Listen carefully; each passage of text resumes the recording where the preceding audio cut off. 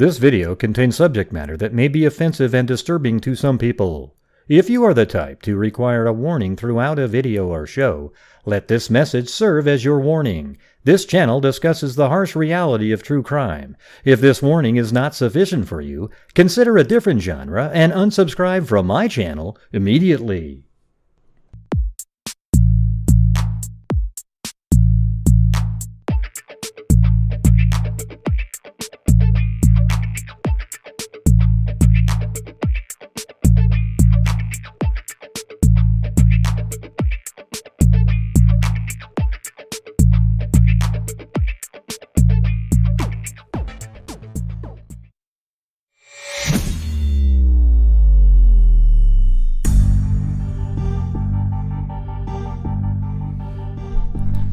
What's going on?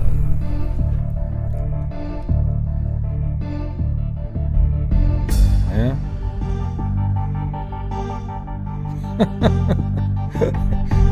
I'm going to put up all your hellos on the screen. Here we go.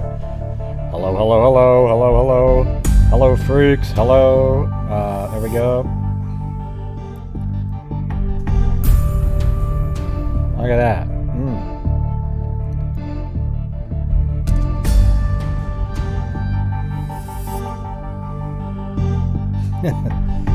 There it is.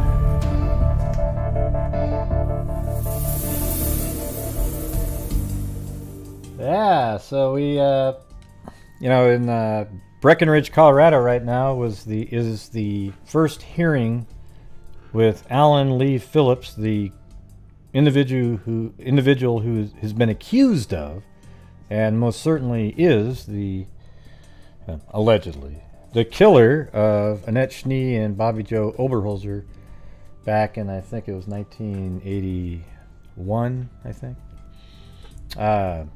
Maybe 82, actually. 82. So Dennis was at the hearing. It's not being filmed or anything. And hold on one second.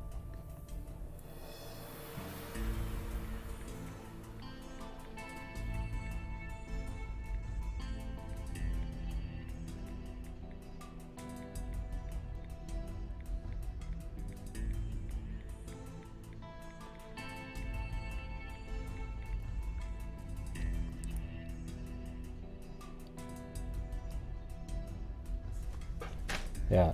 So, anyways, Dennis was there today, and he took a bunch of notes. He just took a ton of notes while he was there, and there's a lot of craziness going on. And you guys remember, is there anybody here that... hopefully you guys all know this case, because we've covered it literally, 15 times, over and over again. Okay, this is the one where the airline pilot spotted the car, hit Alan's car, crossing the Guanella Pass there. So Dennis is going to, hey, thanks, Michelle Nicholas. Dennis is going to call in, and he's going to explain what he saw. He might even come do it tomorrow too, because it didn't finish in one day. Right? So, just in short, you could say that Annette Schnee, she was in town in Breckenridge and was heading home. Let me turn this down. Hey, sorry about that. Michelle Nicholas. All right.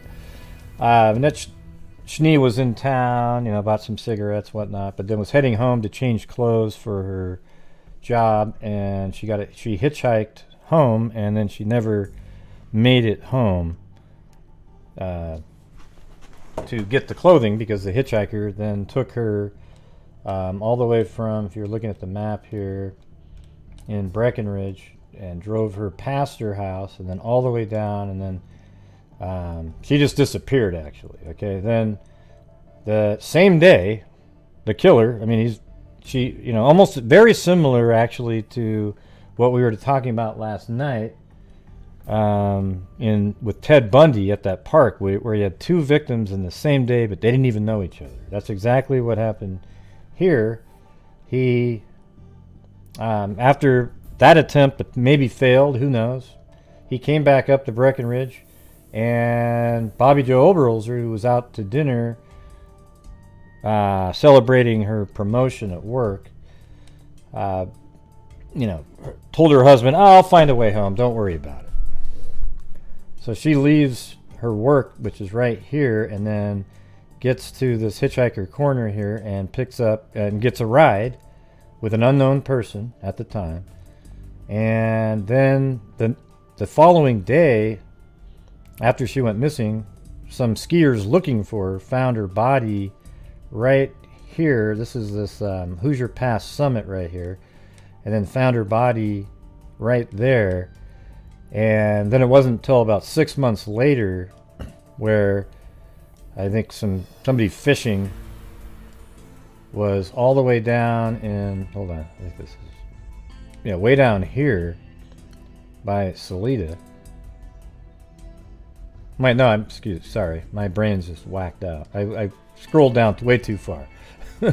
Yeah, right here on this, what was the name of that? Fair Play. That's what I was looking for.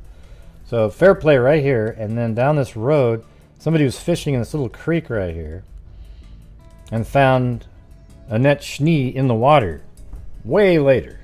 Okay, and Dennis went out here and went up and down, did some measurements, filmed out there. Back then, there was a berm right here. You couldn't continue on. And then after, you could just tell what happened back then.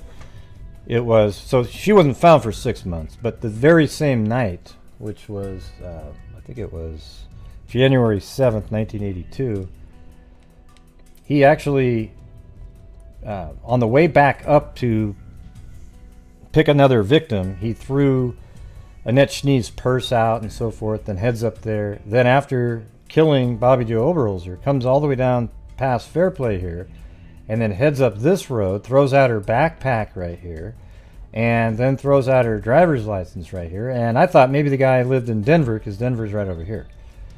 Okay, that's what I was thinking at the time. And then Bobby Joe Oberholzer had a napkin and a glove that had blood on it, matched her blood type. Then law enforcement just believed that it was her blood then.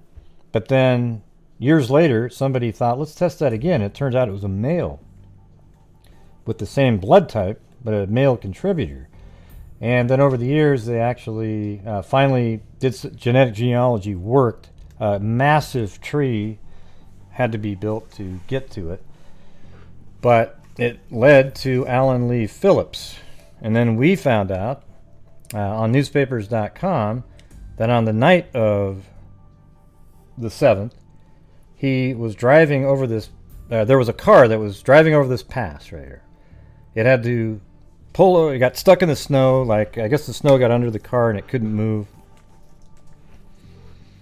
And it was 20 below zero, so the person got out of the car, signaled an airliner. Sorry, that's my email yelling at me. Open your email. I actually have my email say, Gray, open your email. Yeah, so it's so cold outside, he flashes his headlights. Thank you, Brandy Bradford up there. Sorry, I missed that. And Sarah Smile, thank you. So he's so cold, he decides to flash SOS. And there was an airliner flying from Denver to somewhere else. And there was I believe it was a sheriff on the, I think it was a sheriff. I don't remember who it was. Somebody in law enforcement was on the plane, looked down, just happened to be looking down, saw the SOS signal, told the pilot. Then the pilot radioed to a couple smaller planes. One of them spotted the vehicle. Then they sent the sheriff up there and rescued him. And it turns out that that was Alan Lee Phillips, the killer, driving home from killing Annette Schnee and Bobby Joe Oberholzer. He drove like this, exactly the way he went, dumping out the... I would think this would be pretty compelling evidence too, but right by here, and then he turns up Guanella Pass to go over to where he lived at the time, which I think was... what was the name of that town? No, right here, Georgetown. He lived right here. And when they arrested him, he lived right there. All right, so that's the story in short. So I don't know if you're out there, Dennis. If you want to call in with that phone number I gave you, it's a Skype number. Hopefully it works. Oops. Why doesn't this move? There we go.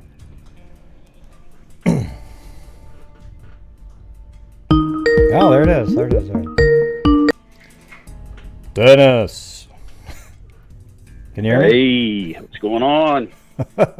Not much. All right. Dennis Another Stewart. crazy day. One of the suspects in the case for a while. I'm just kidding. You were remember your name in the genealogy database? Yeah. I had to give up my day to be cleared as a suspect in the case. But yeah, that's another whole story and everything. But yeah. So Dennis is going to be. Dennis is writing a book today. Dennis is he's writing a book. So at one point, all of the freaks will have to go buy that. So, anyways, you went to the courthouse because there was a hearing. What kind of a hearing was it? Like a preliminary or? Actually, I was really a little bit surprised at first because I thought it was just going to be some motions hearings, similar to what they did to McCurley a few months ago down in Fort Worth. And, I was just expecting it to maybe last half a day. But whenever the judge came in, he said something about bond hearing and then some other things. And so we weren't expecting it to be near what it turned into, but they actually called several witnesses, and it was a full day long, and they didn't get finished because some of the defense, two of their witnesses did not make it in time, so they're going to be here in the morning, so they're going to run it in and try to do the rest of it tomorrow. But I was a little bit confused by whenever he said bond because I didn't think that had anything to do with it, and I'm like, surely they're not considering. Okay, well, I'm sure it's just like a preliminary hearing, see what's going on. But so anyway, what time did it start? And then maybe we start going over what was in it. Okay, it started about 9 o'clock, and the first witness that they called was Jim Hardkey. He was the Colorado Bureau of Investigation, the original lead investigator that was called in from Denver and took over the case. And they just went over the information, pretty much everything about his involvement in the case and pretty much all of the stuff, just like you just talked about, where the bodies were found and, who did what and that kind of thing. But it was pretty evident from the very start that they were trying to bring Jeff Oberholzer back into this thing, and they're trying to ask so many questions about where he was, what evidence was found by him, what was brought to the police department when, the different sheriff's departments and police departments, and. But it's evident that that's what they're trying to do, is to use something tied to Jeff to maybe get this guy off, and I just don't think it's going to work. But there were some really unusual things that came up later on in the day. After they got finished with Hardkey, they called Wendy Kipple, which Wendy, and she's been on the show before whenever we first got involved in this and everything. And she got up there, and they were just going over everything with her, pretty much the very same information that they went over with what's interesting about Wendy Kipple, like we became in touch with her because of the Summit County John Doe first. Then, right. I think, well, I don't know what was first, if we covered that first, or, I think we became aware of her through that, and then realized, wow, she actually worked on Schnee Oberholzer too, she told us, I think, at the time, so.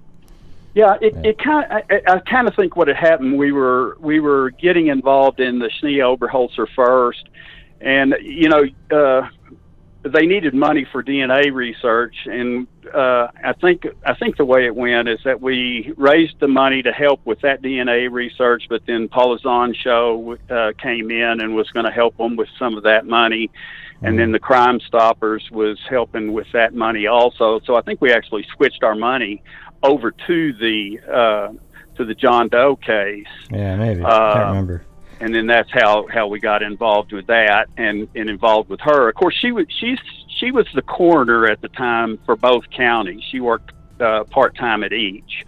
And so she was, and Charlie had turned over everything to her. She was going to become the lead detective on the case. And so Charlie was turning over everything to her, and he was even though he was still involved in it to this very day and is going to be involved in it, into the future, he was turning everything over to her.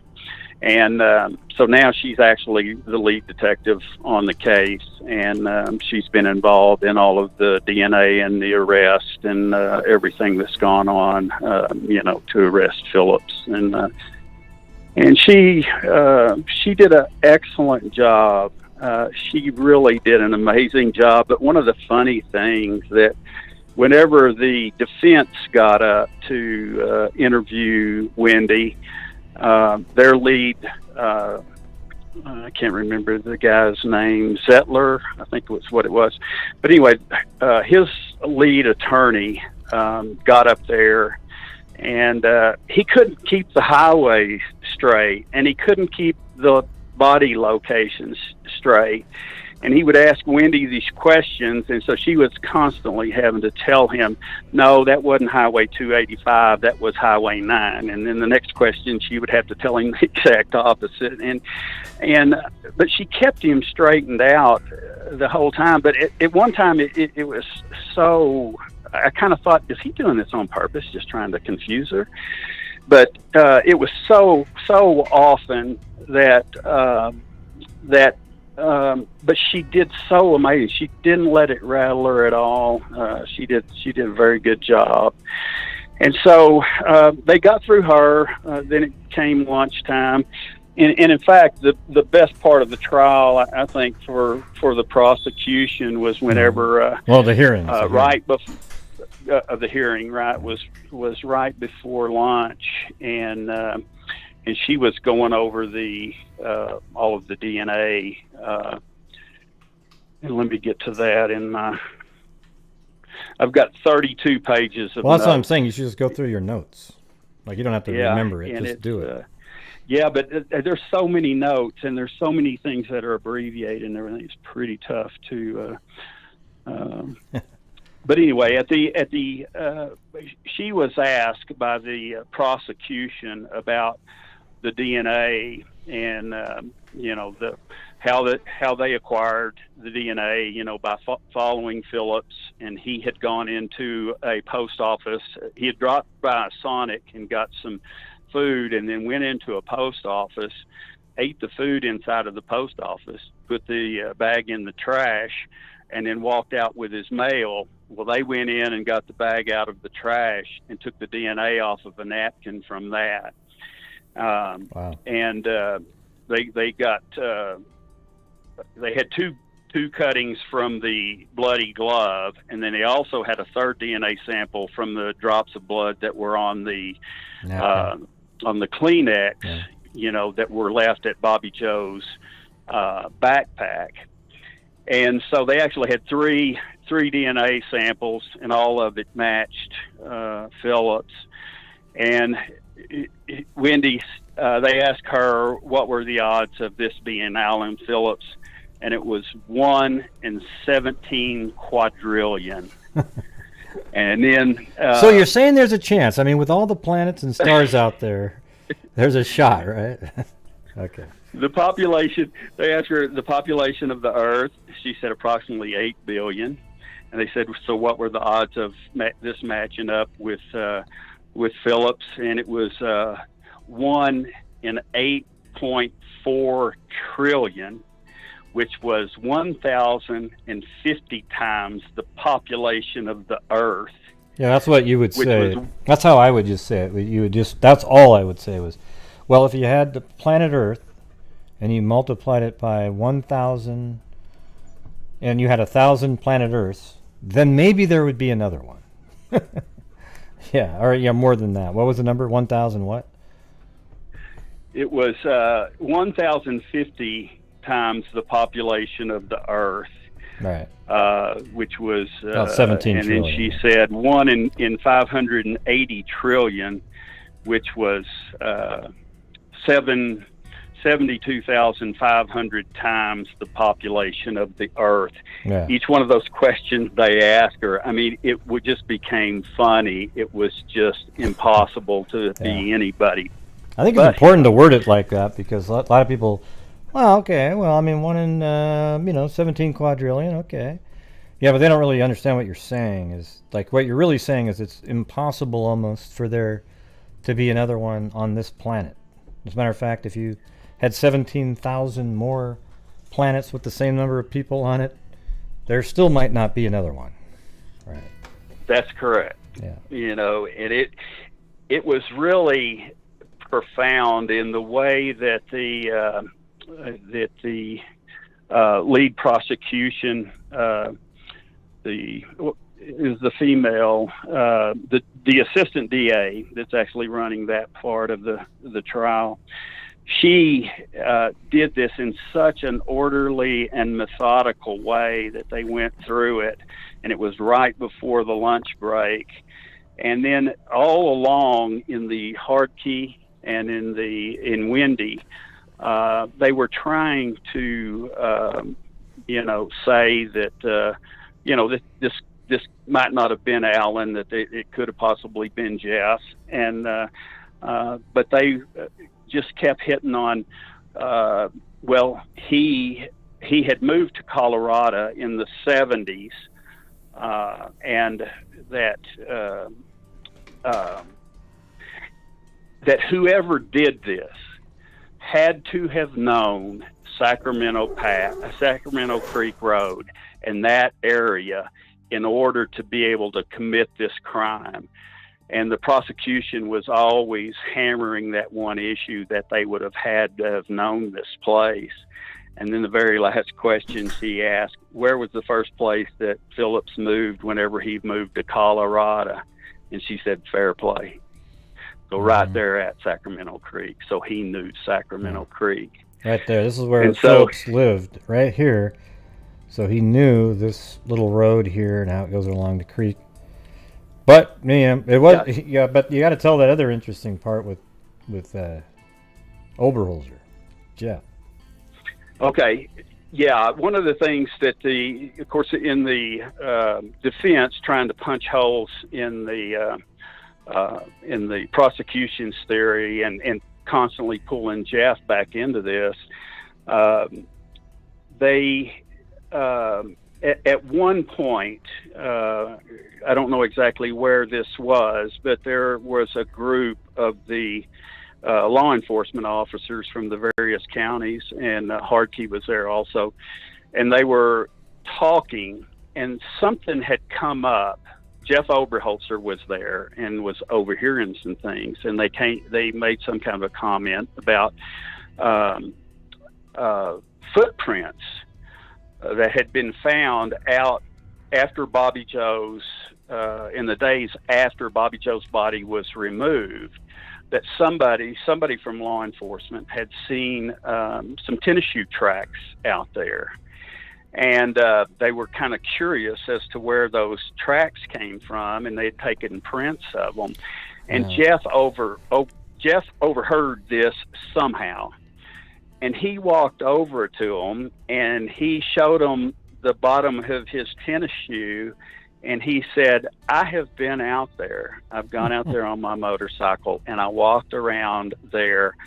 So those tennis shoe prints are probably mine. And so here again, he was interjected back into the case, and so the defense is just really hit on that. They hit on that 2 or 3 times along there about the shoe prints from Jeff. Did he say he went out there after after they found her, though, or was it before they even found her that he was there? No, he only went out there after, it was days after her body was already removed. Oh, There weren't any then that makes footprints sense. there. Well, then that, like, so he could just be curious to be like, wow, this is where it was, because it was in the papers, right? Like, he would have known. Right. Everybody in Oh. town knew about it and was talking about it. Okay, so it's It not was in really the that newspapers. weird, really. I mean, you know. He just went out there to look around and see. You know, he was just curious. And so, but it's another thing, you know, besides finding the backpack and a few other things. But another thing came up also about a can of mace, because Bobby Joe always carried a can of mace with her in her backpack and belongings. And there was never a can of mace found. And so Jeff was always kind of questioning, well, wonder where her can of mace is. So sometime in the later months and everything, somebody on a home construction project somewhere found a can of mace in the latrine outhouse for this construction project. And somebody with the construction company knew Jeff and had heard about this.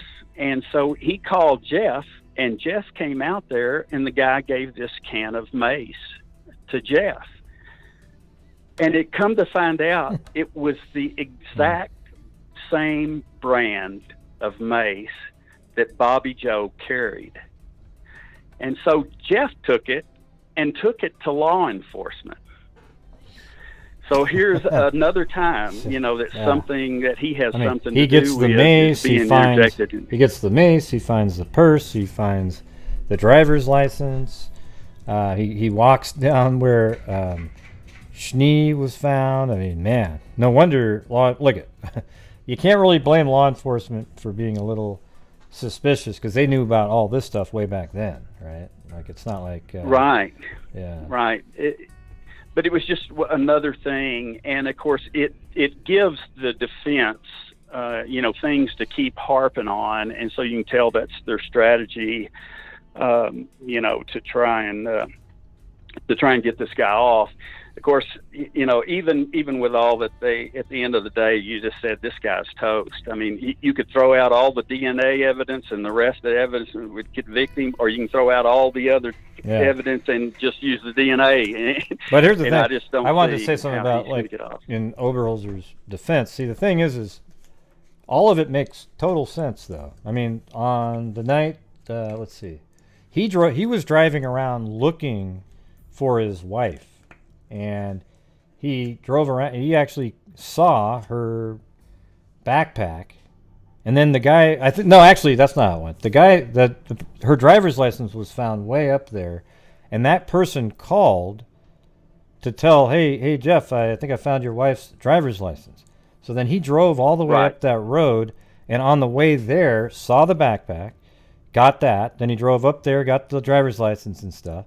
And then this other incident, right? And then it was known that there was the mace, so somebody called him again on that. You know, it's a small community, right? So people are calling him, and then he probably heard about where Schnee was found, so he thought he'd go out there and check it out.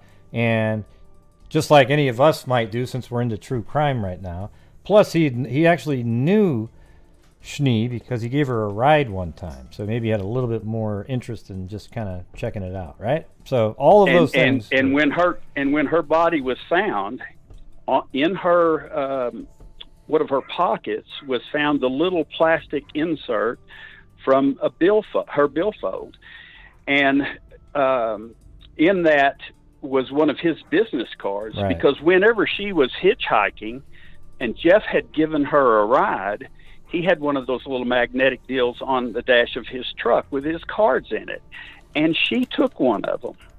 And then she put that in that plastic wallet insert, but the wallet insert was not, her wallet was never found. But she had taken that wallet insert out of there and was carrying that in one of her other pockets. And so when they found out on the body with his business card, and at first he denied, knowing her.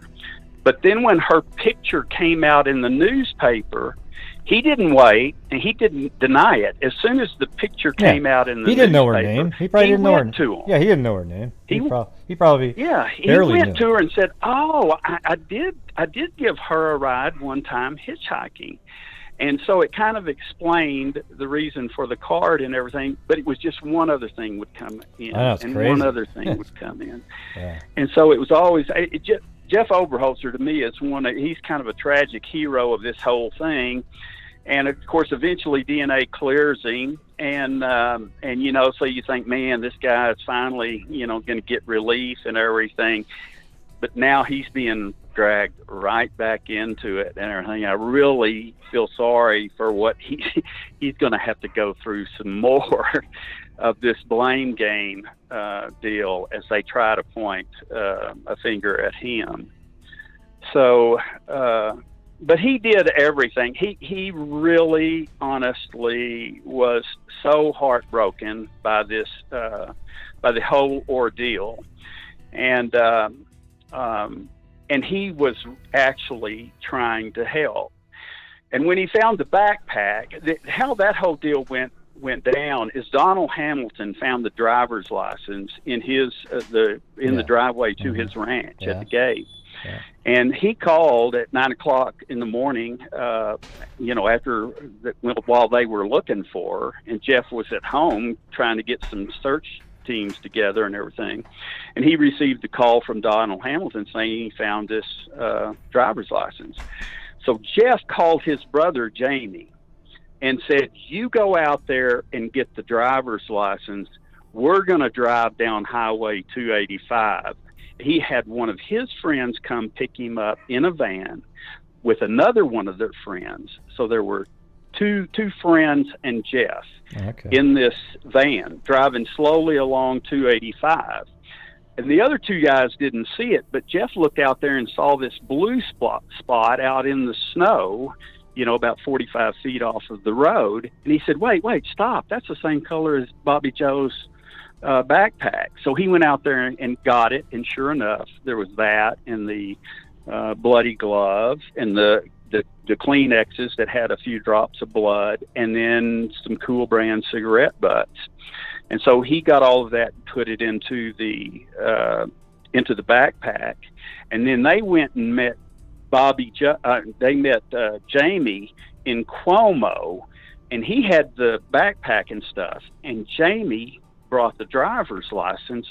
But when Jamie looked in the driveway, he noticed there were the other billfold contents, various things of paper, Social Security card. And why did they meet him? They just met him in Cuomo just for the hell of it? I mean, that's not where the license was found, though, right? Like they just the Cuomo's in between where he found the backpack and where Jamie went to Donald Hamilton's ranch. So that was kind of a midpoint. Yep. So they met there. And then they all left and went to Fairplay, to the Park County Sheriff's Department, and took all of that stuff in and gave it to them. So what the defense kept pointing out is, why is Jeff the one that saw the backpack? The other people didn't see the backpack first.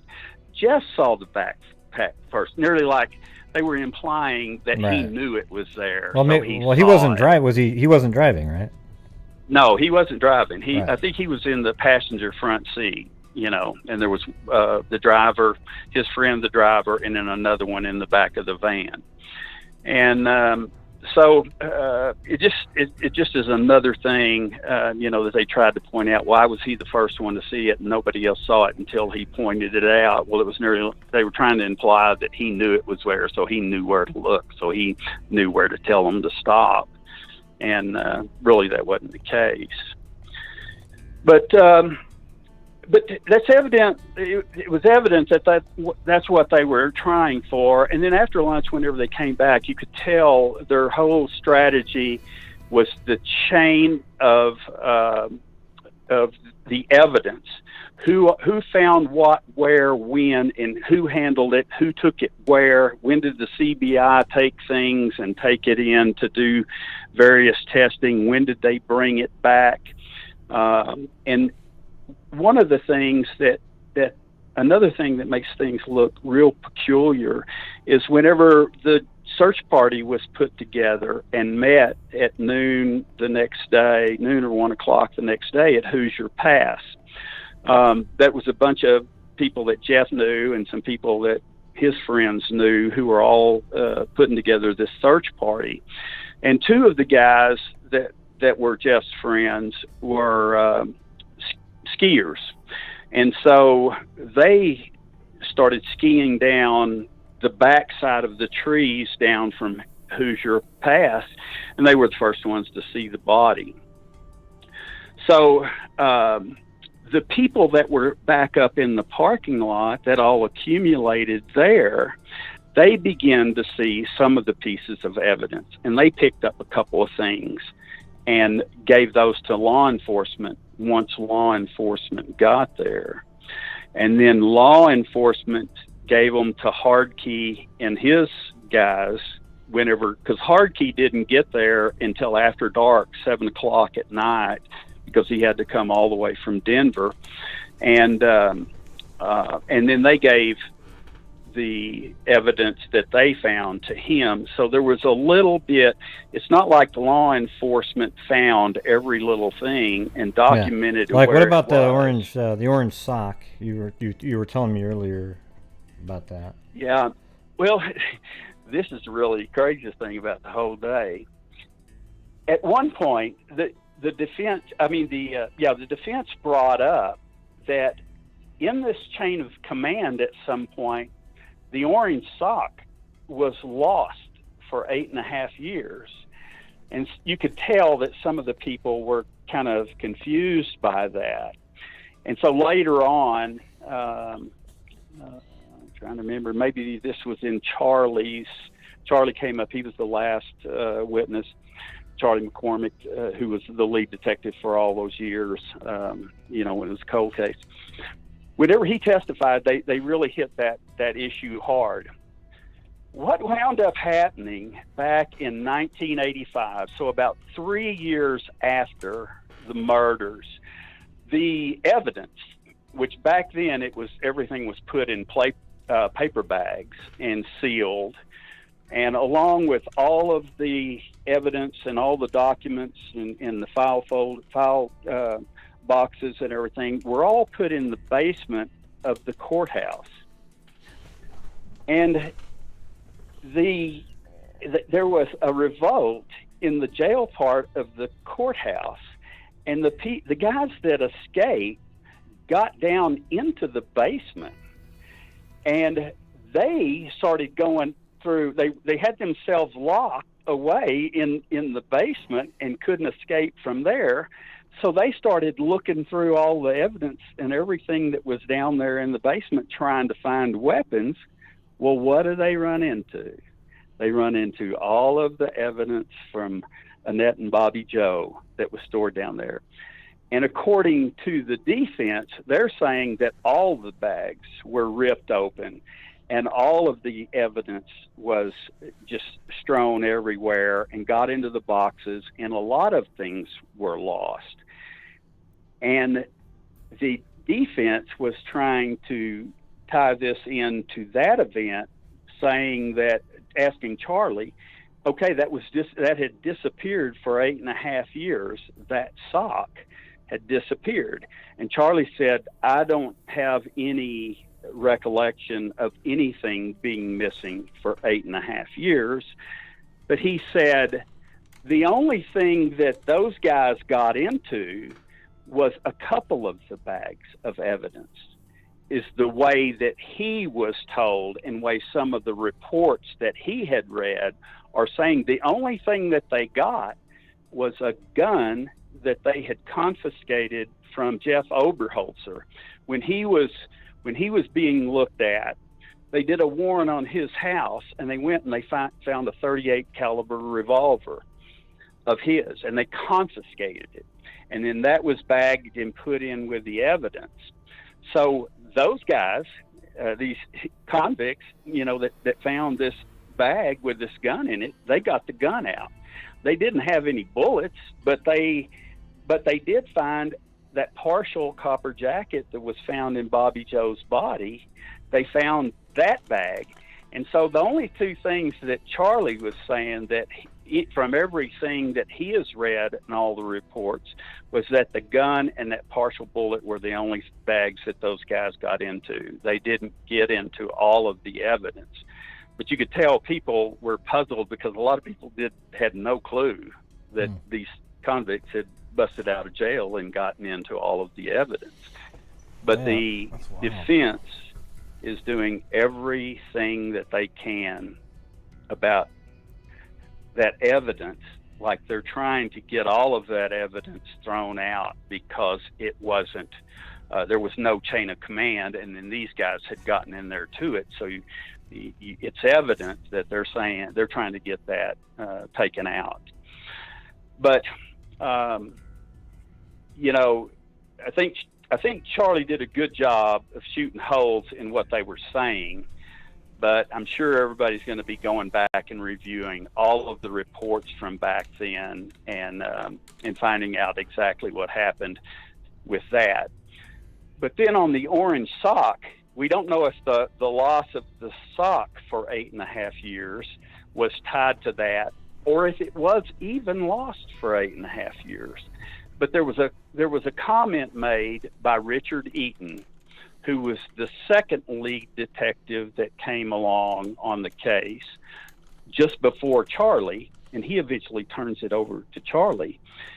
But there's some report that makes a comment from Richard Eaton saying, well, we have the orange sock back now after 8.5 years.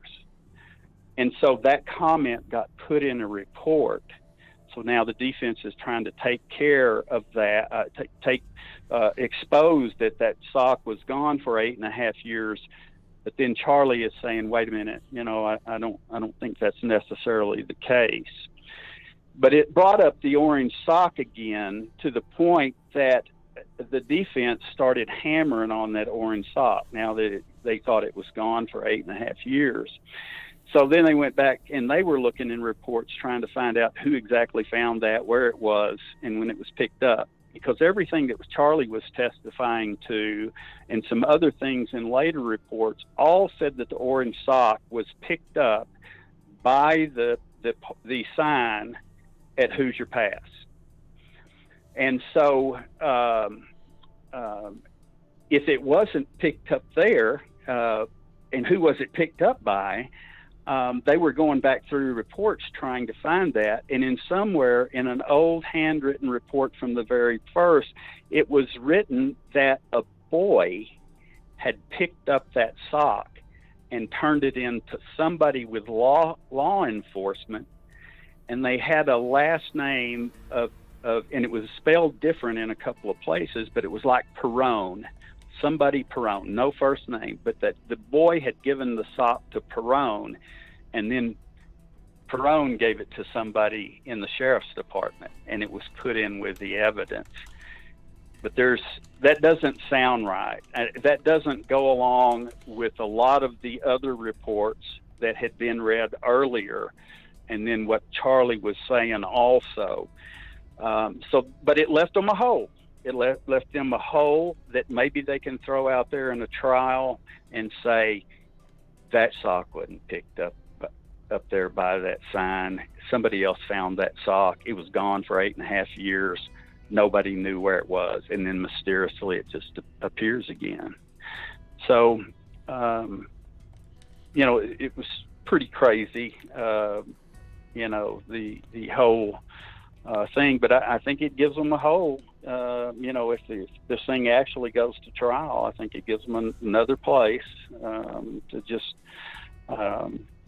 give an excuse to just, you can't pay attention to any of the evidence because of all of these other things. Yeah, except they're just going to be able. They're going to be able to do the. They're going to be able to do the DNA, and then they're going to be able to say, the Guanella Pass thing is going to be pretty huge because it places them sort of coming back from that side of. It's just putting it all together. If there's a jury out there that would believes in all that other stuff, that they're idiots. But the problem is there are people like that. Like the Casey Anthony trial and so forth. They'll believe. Well, OJ, you got to OJ, and the Furman deal, and that whole deal. People, the jury just lost confidence that anything, was correct, and so they just throw it all out because of one thing happened with the chain of custody with the glove in that case. Yep. And so it appears very certain that Jeff and the chain of evidence, chain of command with the evidence and everything and where it was passed along, and the discrepancy in some of the documents between, that they're going to try to take advantage of that. But I just don't see how it will work. Another thing that came up was at the end of Wendy's testimony. They were asking her about Dave Montoya. Dave Montoya is the Empire fire chief that was on call that night, that actually was the one that drove up to the top of the Guanella Pass and rescued Alan. And at some point after he had been interviewed, of course he had been interviewed a couple of times by some various TV stations around here locally and everything, but when Charlie interviewed him, got all of his information about exactly what happened. There were actually 3 people that were called out, but Dave Montoya was the closest one, and he went up by himself. So the other 2 police officers never made it to the top of the pass. They were actually in a lower parking lot when Montoya came driving down with Alan. So Alan was in Montoya's truck, and they never got a good look at Alan. So they didn't get to see the wounds on his face and forehead. And so there wasn't another witness to say, what the wounds were.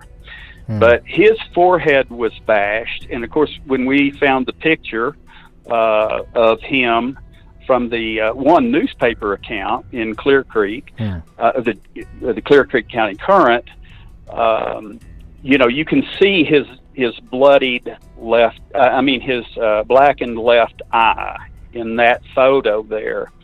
But if you really look at that photo real closely, what he was doing, he had tried to pull his hair down to cover up the forehead wounds. But on the right above his right eye, there's a real dark spot right there that's not hair. And it actually extends down onto his nose and some into his right eye. And when you look at that at first, you think that's a shadow, but it's where that she had hit him. Just randomly, without saying anybody's name, but the person that emailed just the other day, did they know this inside information somehow? Or? Well, I don't.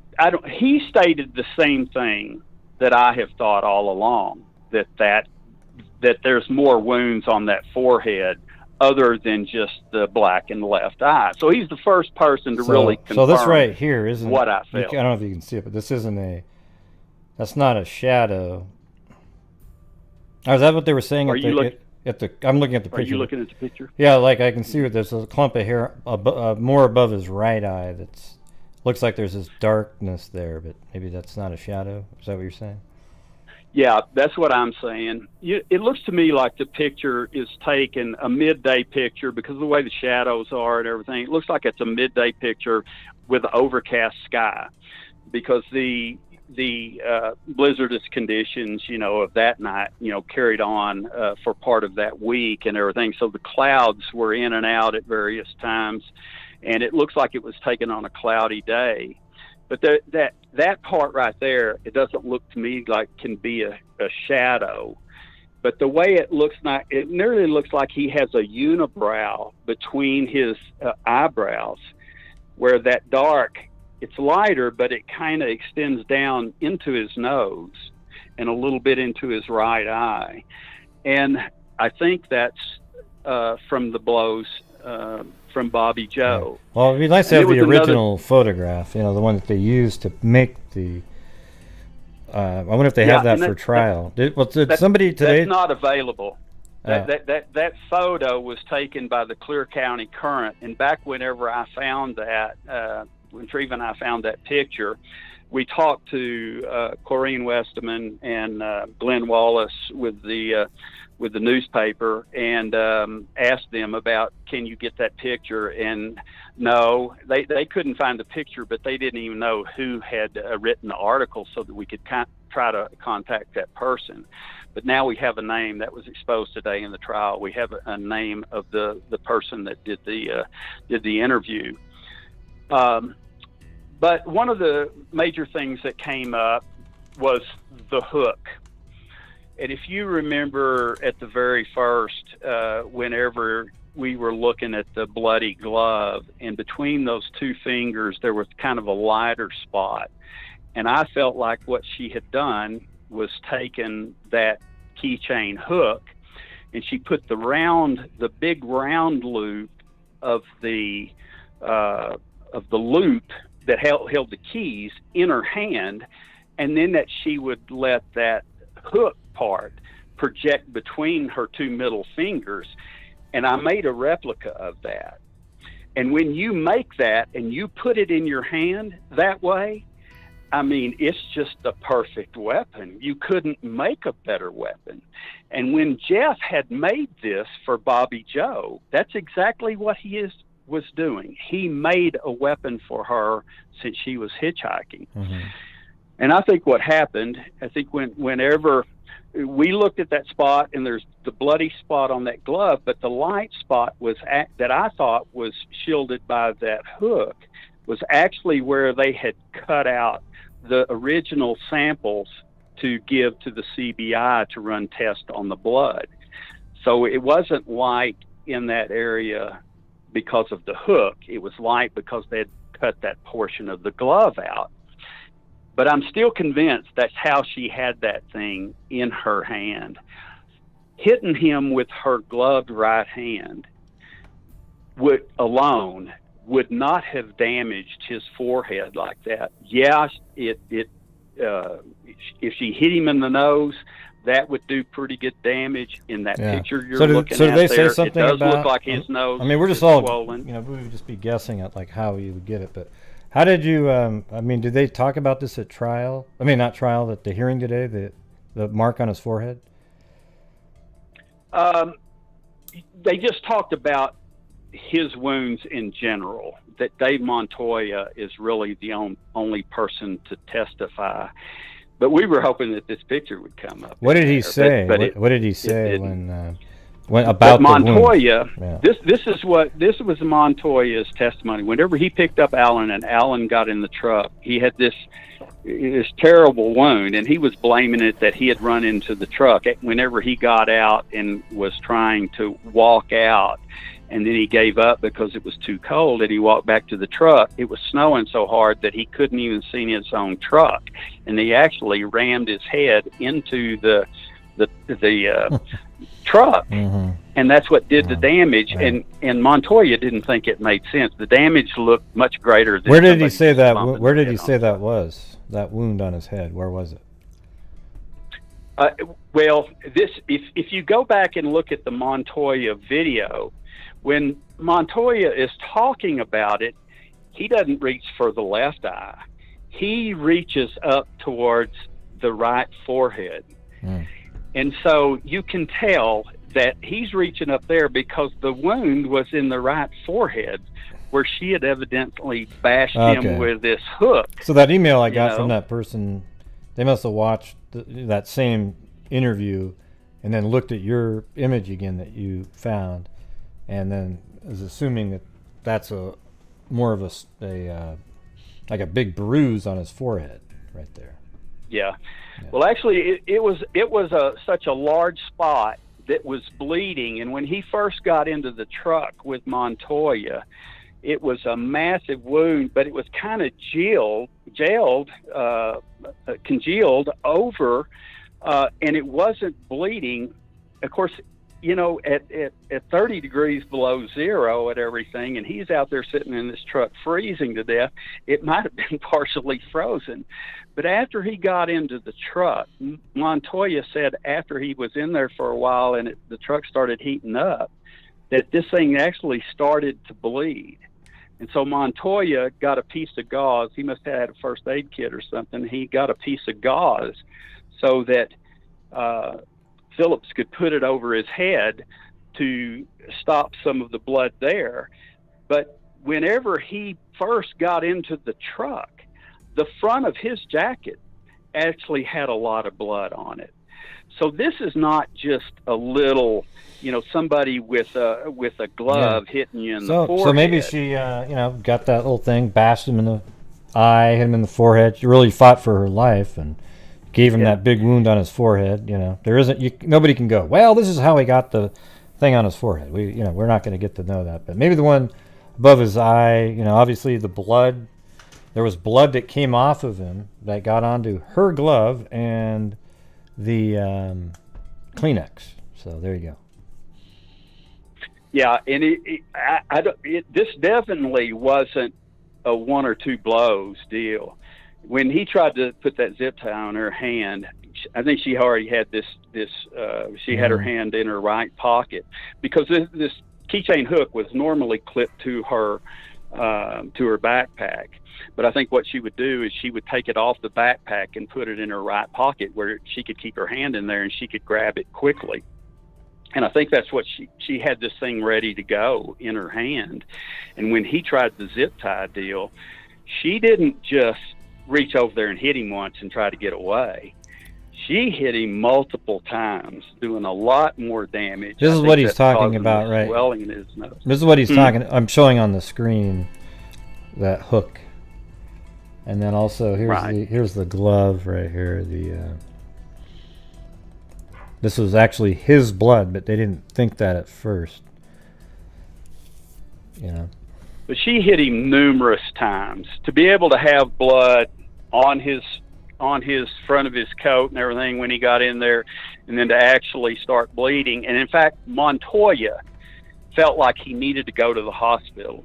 And so Montoya was going to take him to the hospital, and Alan demanded, no, I just want you to take me and drop me off.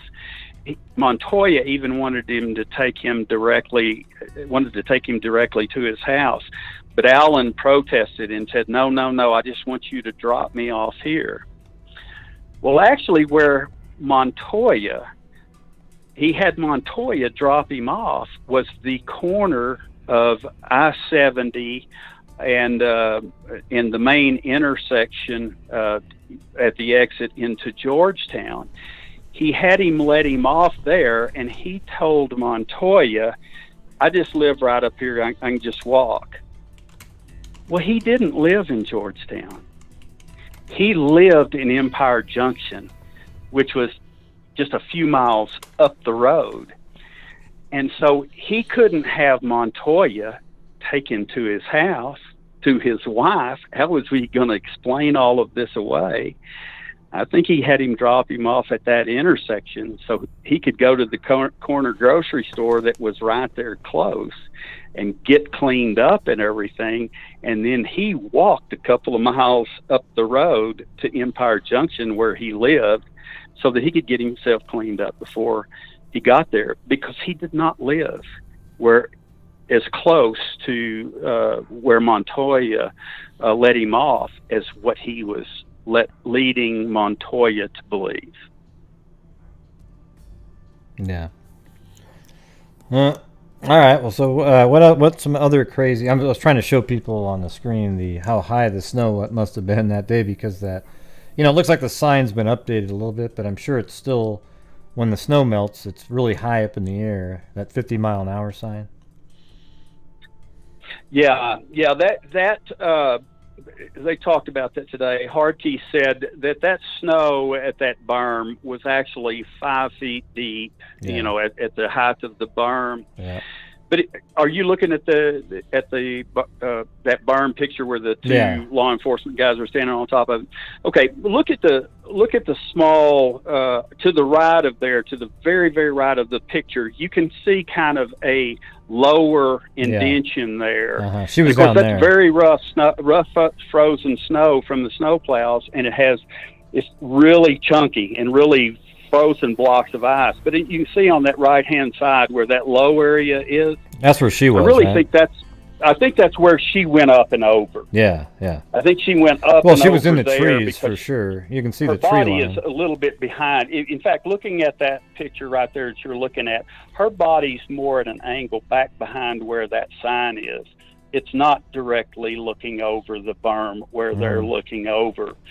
So she went through that low spot, and she hit that real powdery snow and everything behind there, and her footprints and everything. But it was so deep that she couldn't move.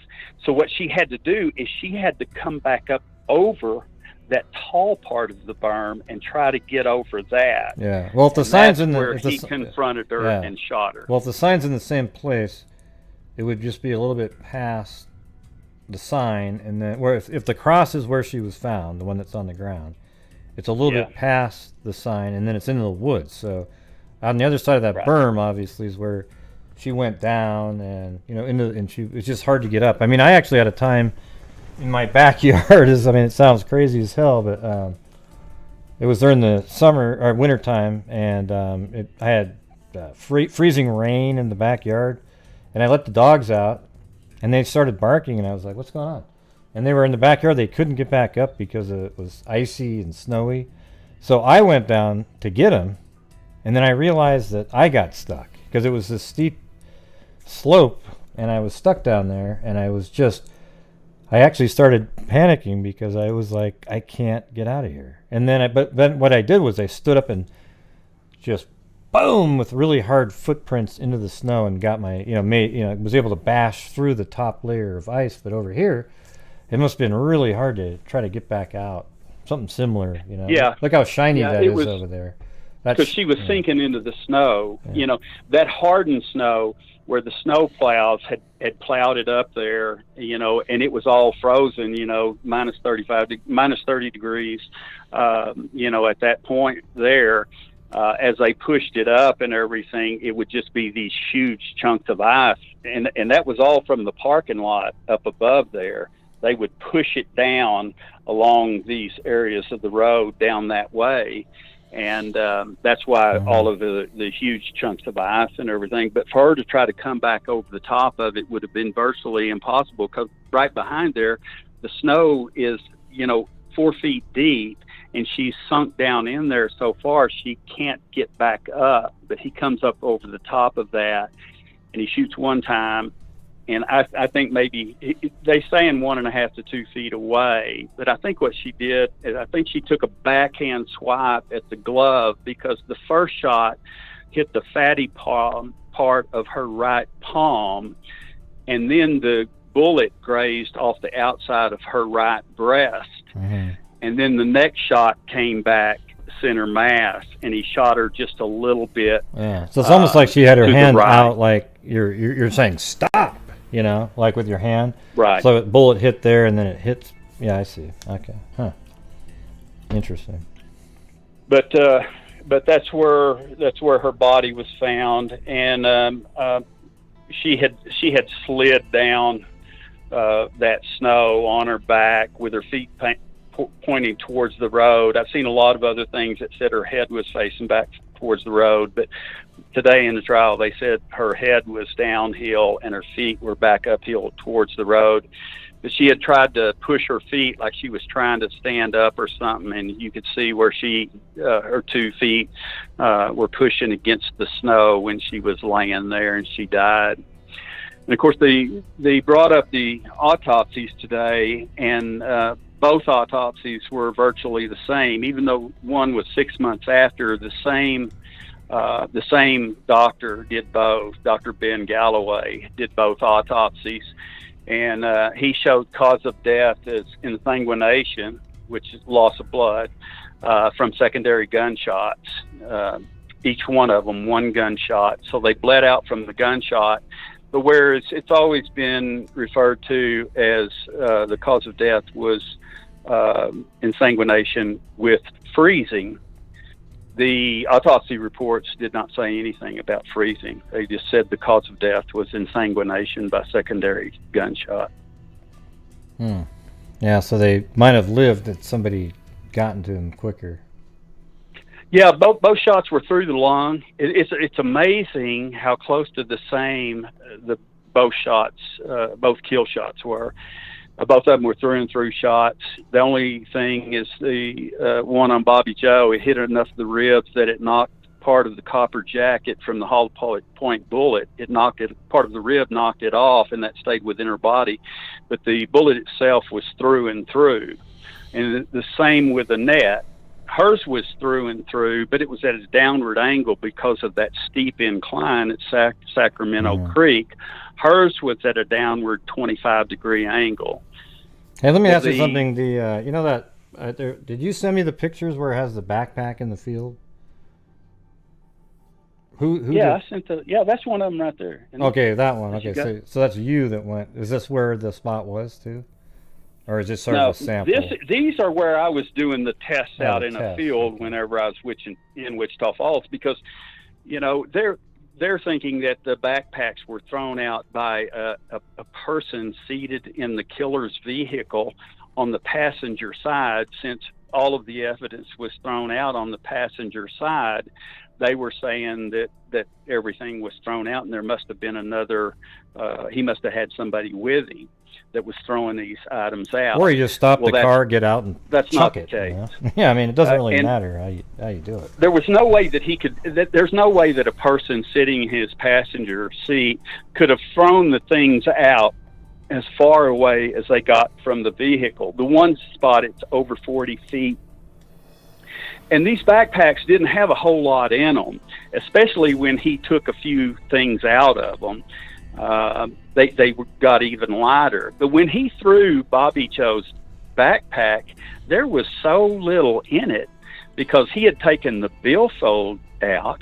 He had taken the leather cosmetic case with the comb and the mirror and all her cosmetic stuff. He had thrown that out back on Highway 9. So when he threw that backpack, I was out there testing.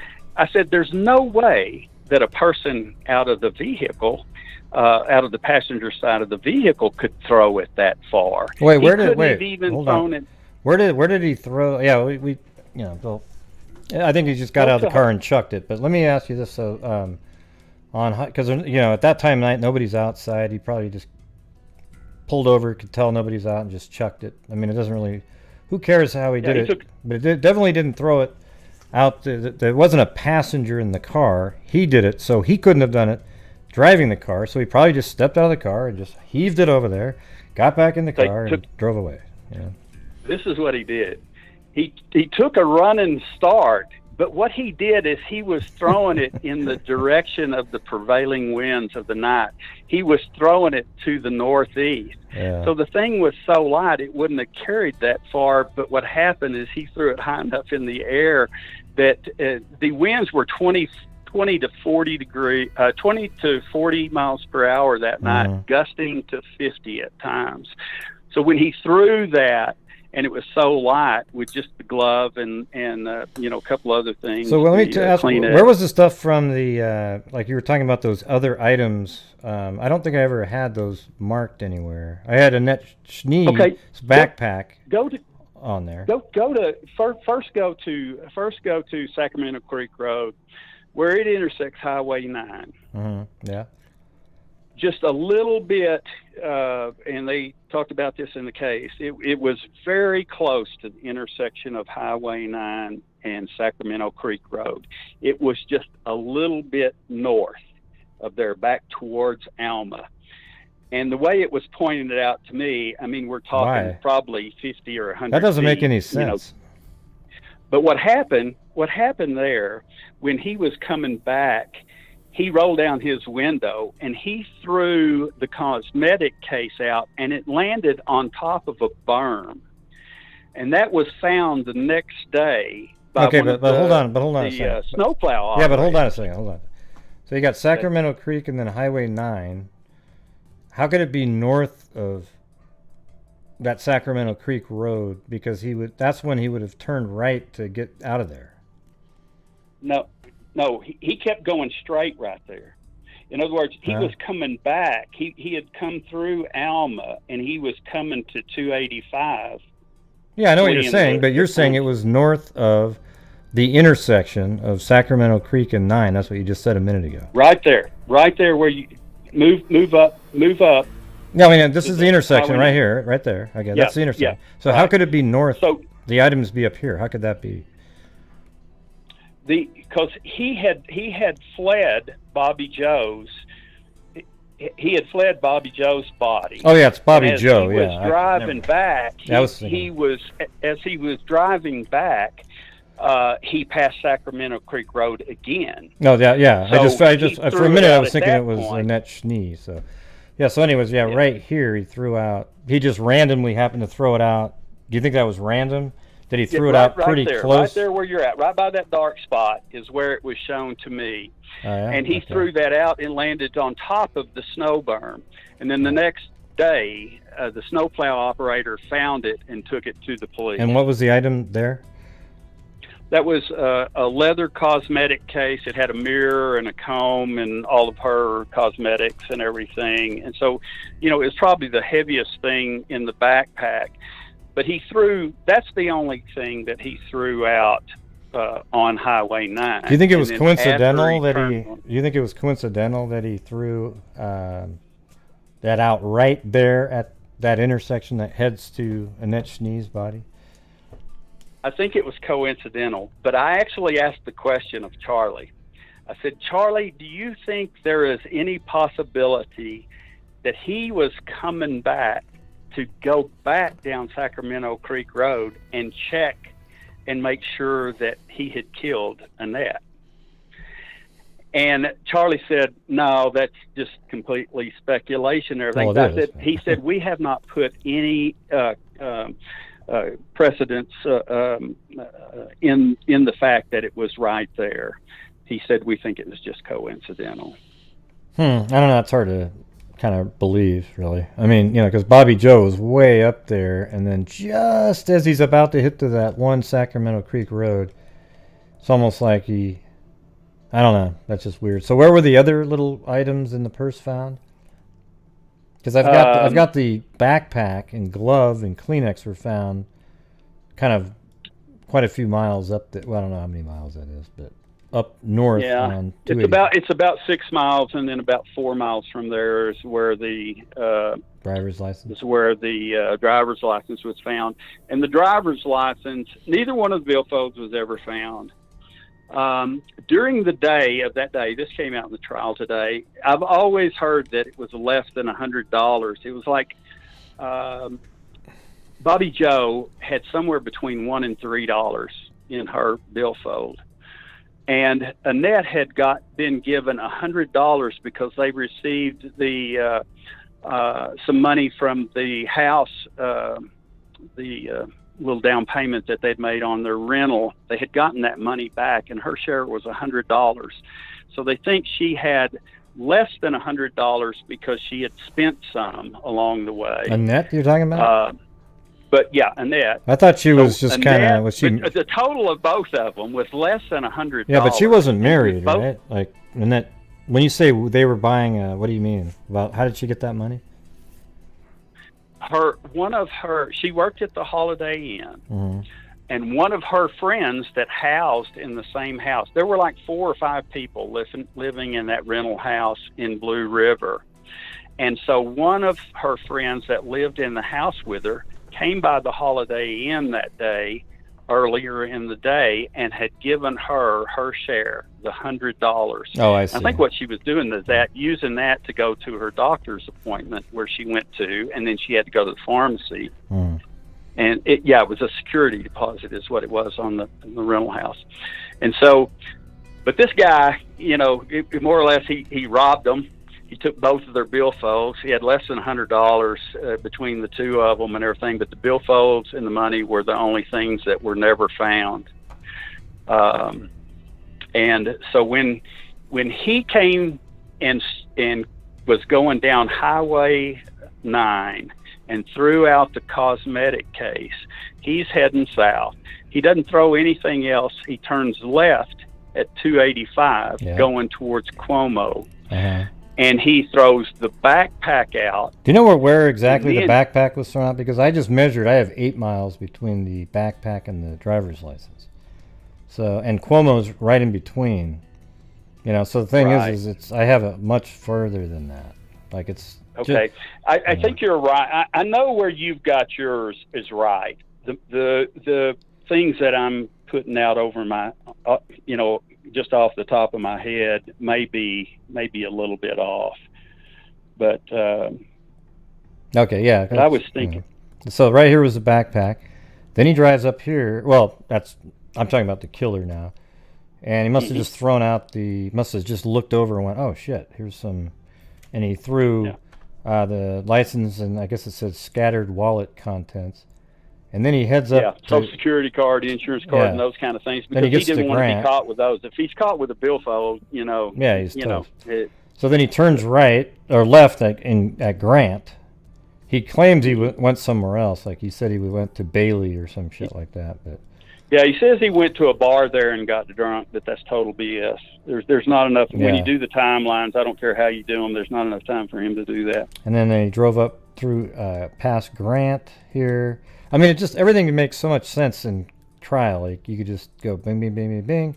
He goes up here, and then of course he's on his way home from here. And look how close it is to where Bobby Joe's license, backpack, and Annette Schnee was. It's on that route, and he is, trying to get home in the middle of a blizzard. I mean, it's just so obvious, man. I mean, I would get him just on that part, like. Look at one major mistake that he made. He would definitely have a big way to get out on this, but this is something before we ever even knew about Guanella Pass.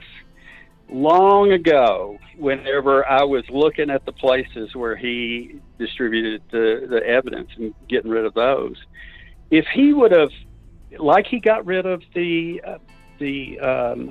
cosmetic case back before the intersection of 285, if he would have thrown all evidence out before he got to that intersection there, they wouldn't know which way he went. And the defense would have a big way to say, yeah, he went over Guanella Pass, but he didn't do all these other things. Because the putty glove was found with the backpack. If he would have thrown it out earlier, they could, for the time that they didn't know where he was, they would have had to have looked a lot more places, and it would have given him a way out. Of course, eventually they're going to find the bloody glove, and the DNA is going to take it to him. But it would have been smarter in his case to get rid of the evidence before he made it. Yeah, he's got his DNA on the glove. You've got him, Bobby Joe and Annette Schnee's bodies and items of theirs lead right, especially all Bobby Joe's items lead out of. I mean, it's just such a perfect. I mean, look at he's up at the pass up there, and his blood is on the glove after they find her body up at the Hoosier Pass summit. Then all the way down, you find where Bobby Joe lived because he was pretending to take her there. He never made it there. Then he went past it. And then he throws out the cosmetic kit near Fairplay. And then all of a sudden there's the backpack and Kleenex. Then the license over here. And then he's found, then at the middle of the night, he's on the pass going over, and that's when he got rescued. I mean, it's just, oh, God. That's a huge. so That is a huge undeniable. part of I the mean, case, though. It really makes it. That's why they're so like, hey, man, we don't really want this out early, because the thing is it's so. It just puts everything together. Like, wow, you can prove that he was driving from this area right here. How many miles is that? Let's see. So Grant is. That's 24 miles No, hold on a across the second. pass. No, it's 10 but miles. It's about So right where. 12 miles. Well, I was. That's not where I was going. Oh, hold on a second. Yeah, it's 10 miles from the license to Grant. So that just shows Right. you, like, wow, he's within 10 miles of the license on a route that his DNA is associated with, and he's caught in a snowstorm going over the pass. There you go. That's crazy. It's undeniable. Yeah, I just don't see how he's not going to be able to plea out. Of course, Governor Paulus had suspended the death penalty, and that went into effect last July. And so we thought, well, the prosecution's not even going to have the death penalty to plea with. But then whenever I went in and actually downloaded the documents of how that law is written, it actually says all crimes committed before that date, and July 1st of 2020. So actually, since his crime was committed before that date, the way it reads is like he still might be eligible for the death penalty. So I didn't get a chance to ask them today, but they still may have that, and we just don't realize. I'm laughing. I'm laughing because of the way you said it. It sounded like it was like, hey, man, I tell you what, there's still a 2-for-1 deal at the market if you bring in that's how it was worded. Like, it was so excited. Oh man, yeah, you can get a 2-for-1 lobster dinner over at. It was great. Anyways, but whether or not they go for the death penalty, if they can, if I'm reading that correctly, and they can still use that, I just don't see any way in the world. I don't see any lawyer being able to save him. I don't think anything that they tried today in the court. You can see what they're going to try. I don't think it's going to work. So if they could use that death penalty to get him to plea out on at least this one, but then that brings into question, what about the others that we think he may have been responsible for? Yeah, there's other ones out there, especially that one that we were just talking about. Yeah, especially Beth Ann Miller, because that was committed by a guy in a red truck with a white camper, and of course, in a small red truck with a white camper, and he's caught up there on Guanella Pass in a Datsun red truck. Now, it didn't have a camper shell on it, but her murder was about 1.5 years later, so he may still had the truck, and he may have committed that murder, but it's just looks more than coincidental. I think there's a good chance that he did it. Because they never. But there's several others. They never found her. Others. They never found her, right? So he probably learned from his mistakes. She's missing. I wouldn't doubt if he's killed more than 5 people. To be honest with you. Yeah. I think he's. I don't think it's going to be a 20 or anything like that, but it just seems to me the way he did this, and there's just a lot of things that are too much to explain now, but there's just a lot of things that he did. This couldn't have been his first crime, and it couldn't have been his last. I just don't see how that could be. But the main thing is get him on this one, and then start looking. Continue to search the other deals. But it's weird because last night we were talking about Bundy. I went over the Oregon, Washington Bundy victims, and then he even had I think it was Ott and what's the other girl's name? Hold on, I have it right here. It was Cunningham, Julie Cunningham. No, it was. Hold on a second. Yeah, he had several right there. There's actually about 4 on my big spreadsheet that they say Bundy might have committed. Yeah, so it was Naslund, and I'm just doing the ones that are confirmed. So it was Ott. Naslund and Ott. Yeah. They were at the same park the same day, but they didn't know each other at all. So it's very similar to this instance where Alan right, Phillips the kills 2 in 1 day kind of deal. Yeah, it's really similar like that, because they were just at this park. Apparently at the park, though, in the Bundy case, he was faking injury with like a broken leg and saying, "Hey, can you help me?" That's how he with always stuff. did. Yeah, That was that's how he crazy. always got it. That's crazy. I did, a lot. I didn't really. I've never really studied Bundy or anything, so that's what's. It's kind of fun just going through it, and I mean, it's a morbid subject, I guess, but at the same time, it's interesting to see what he was doing, in the newspapers. That's the thing that everyone reads the books and all that, but it's kind of cool to. There's about four murders that aren't confirmed. That Julie Cunningham is one of them. Trying to think of not off the top of my head, but some of the stuff over right near there in Vale. In Vale, there's one. I think there's actually one that disappeared from Georgetown. I can't remember her name. Her car was was found up on Guanella Pass, and she disappeared. Yeah. That Phillips could actually be responsible for, but they've always looked at that as possibly a Bundy case. But there's 4 of those Bundy cases right there in Colorado, right around. Right. But a lot of people try to, they try to spin stuff onto Bundy when he had nothing to do with those. Right. There's other people. There's Alan Phillipses out there. So, right. Yeah. And them looking at Bundy, you can see why they do. Like one of them, it seems to me like there's some kind of a store receipt, and one of them's another gas receipt, and he was right there in that area, So there's reason for them to be looking at them. They've just never proved it, but I'm kind of looking different direction. There's maybe somebody else, but it was just coincidence that he happened to be really close there. So yeah. So anything else in the hearing? Because you got another one to go to tomorrow, so you probably have to go to bed here pretty soon. Yeah, tomorrow's another one. But that's. Can you think of it, Treva? Can you think of anything else that was really critical about the trial today?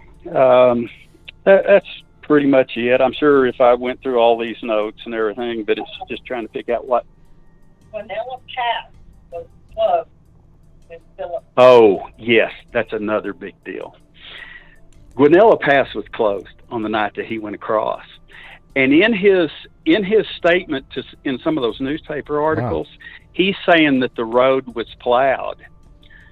Those gates were shut, and that road was not plowed on the night that he did this. So he did something. Well, he did that on purpose. To cut the lock on the gate or whatever, but he had to, because the first half of the road from Grant all the way up to nearly to the peak where he got stuck was dirt and gravel at that time. And then with 2 and 3 feet of snow on it and him in that little bitty truck, it must have taken him forever to get up there to the point. But he also took that way because he knew no law enforcement would be on that route.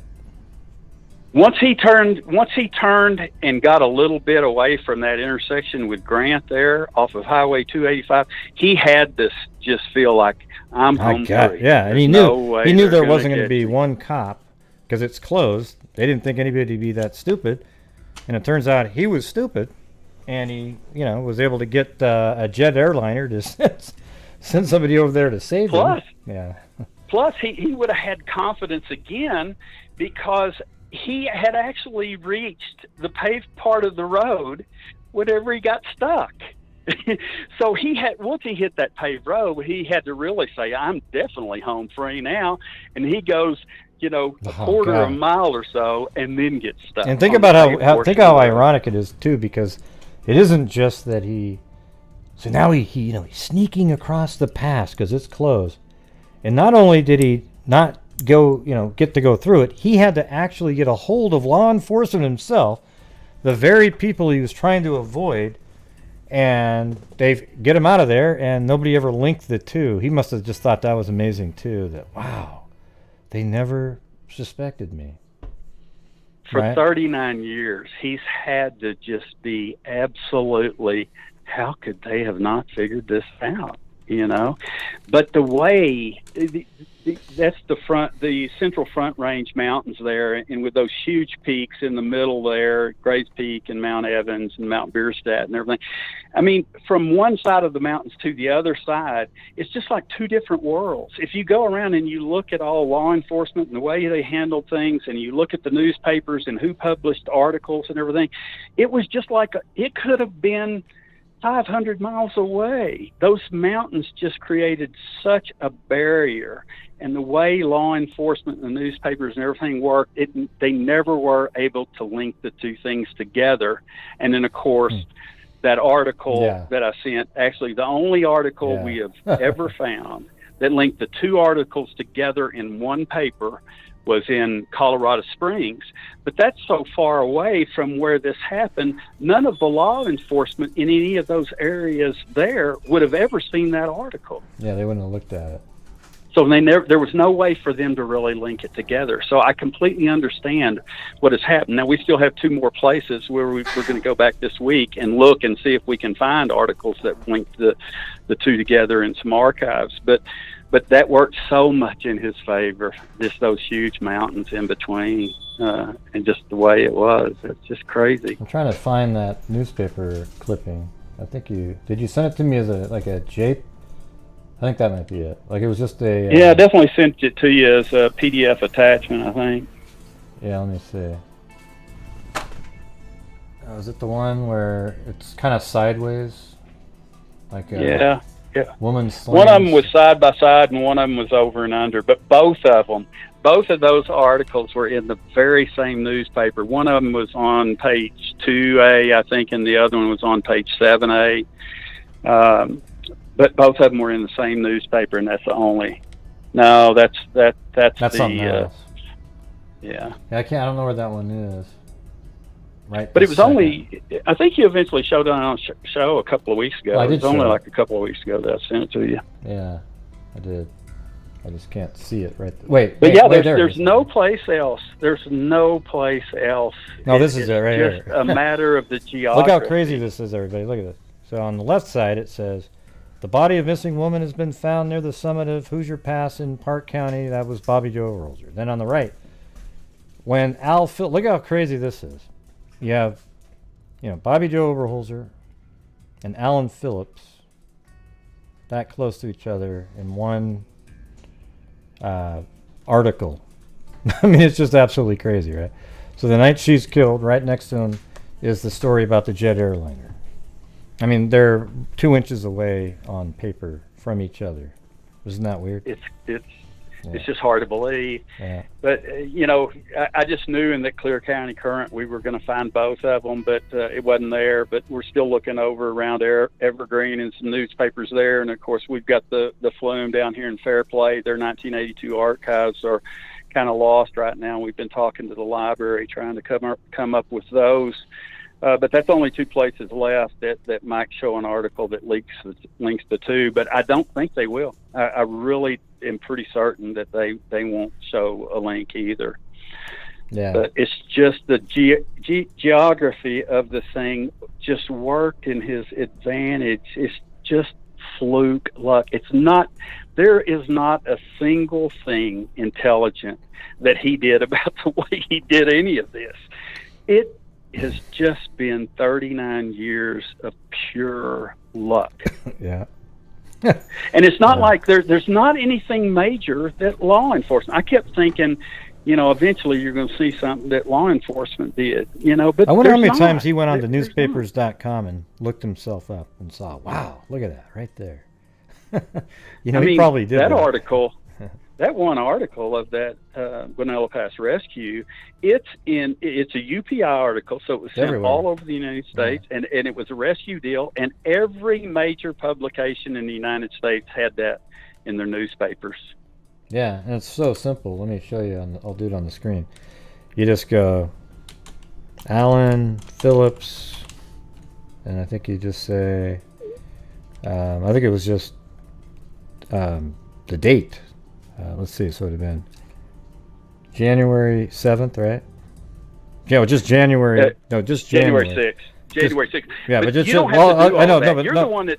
no, I know, but look, you just do January 1982. You just type in his name, and then boom, look at all these results. You got Yeah, they're 1, everywhere. 2, Yeah. 3, 4, 5, 6, 7. Maybe not that one. Let's see. There's 18 or 20 of them. Like I say, it's every major city, all the big cities in the United States. Yeah, so you just click on these, and Right. boom, that's what it's about. It'll be like, he got help from above, right? He darn sure did, you know. Yeah. And and the first thing he peeked through, he rolled down his window a couple inches and looked out when he saw the headlights pulling up, and it was Montoya's truck pulling beside him, and Montoya rolled down the window, and the first thing he said was, "Thank God I've been rescued." Yeah. You know. It's insane. So, yeah, but here's the thing. Here's what would be great if we get the actual documents from court. You know, the transcript. So Right. maybe tomorrow you can, after it's over, you can ask that lady, how do we get transcripts for this? Because I'd That's go over every second of it on shows. I think that'd be so interesting. You know? There are a lot of things there. There are a lot more names of people that Charlie couldn't give me, that weren't in the PowerPoint and everything. Some names of some people that I would like to interview and everything.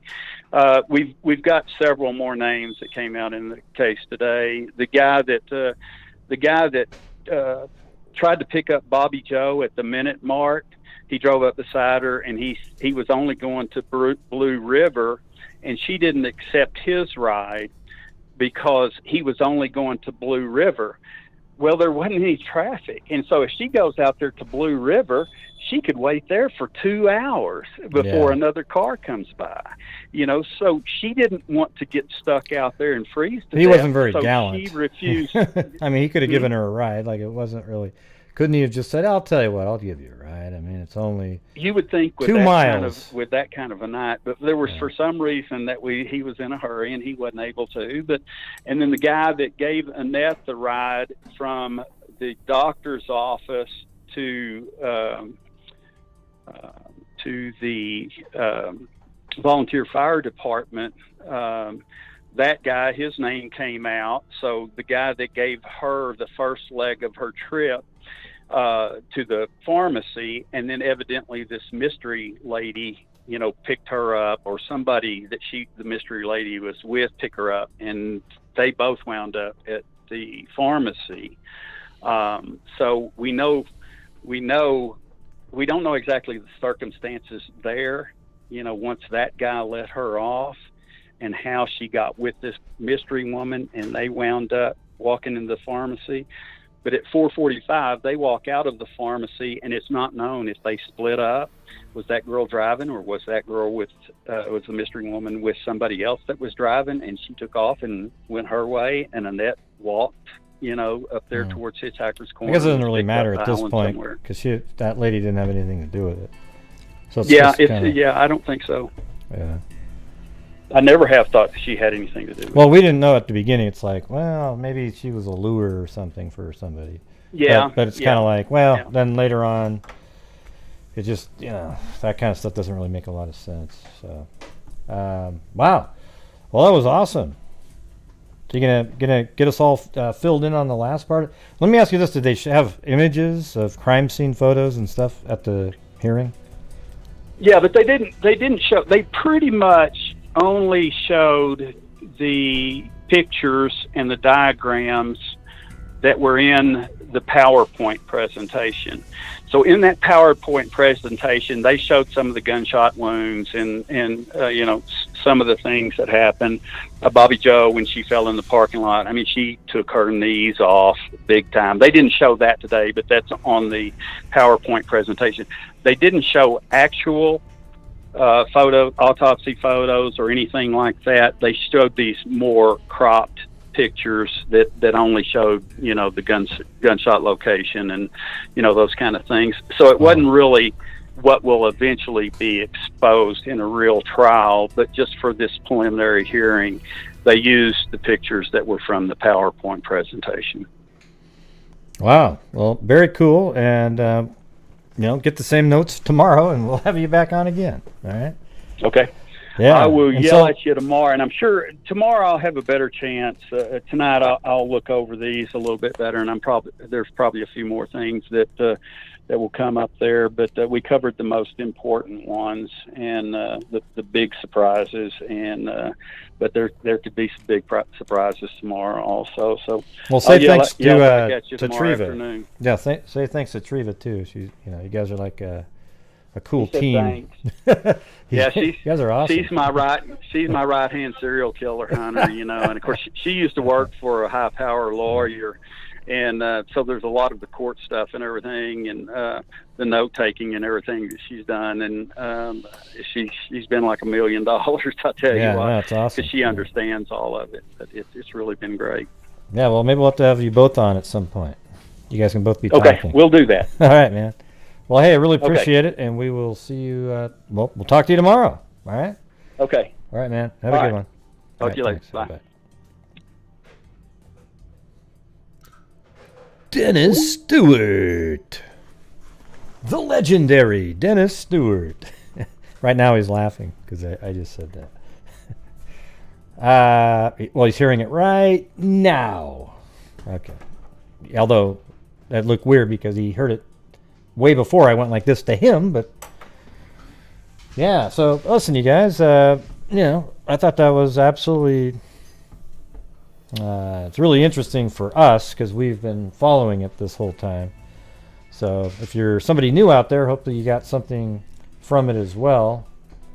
Absolutely crazy case. Unbelievable. It's neat to have been following it for so long, knowing that there was a slight chance of DNA working, and then it actually did work. And we've been here for the whole ride through this. Not 20-something years ago, but we started covering this, I think, 3 years ago. Something like that, just on a random night. And Dennis was so intrigued by it, and he'd actually would go out there. Yeah, you can say great call, Emily Flotil, especially when you throw in a cat eye donation with it. Maybe I turned that on just in time. But yeah, if you guys want to help support the channel, I know it's not the Summer Wells case. I always get discouraged when I'm covering other cases and the numbers aren't anywhere near the same. It's really frustrating. It's like, man, do I have to just keep covering Summer Wells over and over again? Man, what a nightmare that case has become. Absolute nightmare. It's nothing but WWE wrestling. It's crazy. Oh, wow. Well, thank you, Brandy Bradford. Come on down. Oh, I thought I turned this Streamlabs thing on. Oh, there you go. Well, you got that one. This is for both of you guys. The other one was too late. Thank you very much. Yeah, it's awesome, Dennis. We'll definitely all be buying the book when Dennis puts his book out. Because it's wouldn't that just be awesome, you guys? Like you guys are all part of the book? Oh, well, thank you, Nicole Wilson. Another one. Wow, you guys are awesome. Thank you.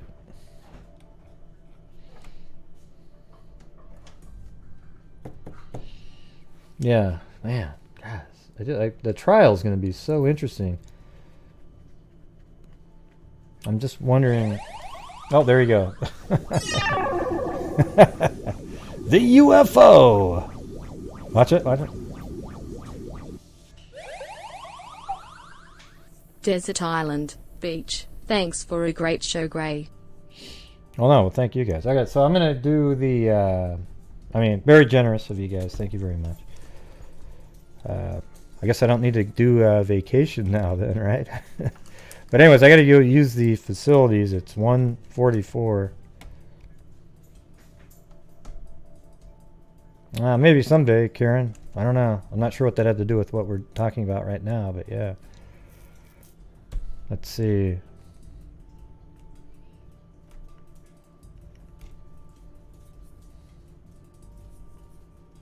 Yeah, I've already done a bunch of shows on Lyric and Elizabeth.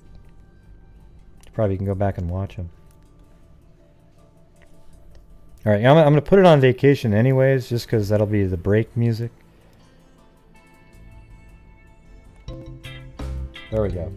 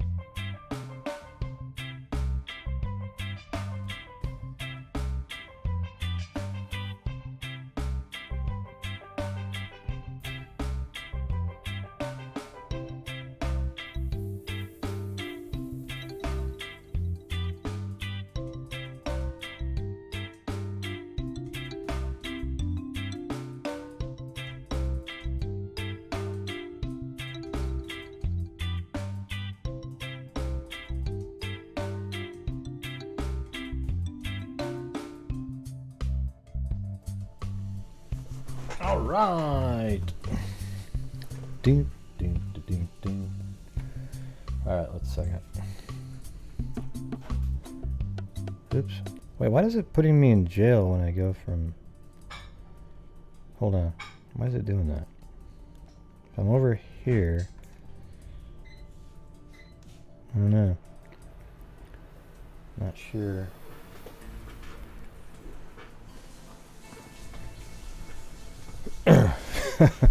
All right, anyways, listen, I really appreciate all of you guys that are here every single night, just hanging out, watching. But do you guys see the same thing? Isn't it a little bit weird how if I put Summer Wells in the title, I'd maybe have 700 people watching?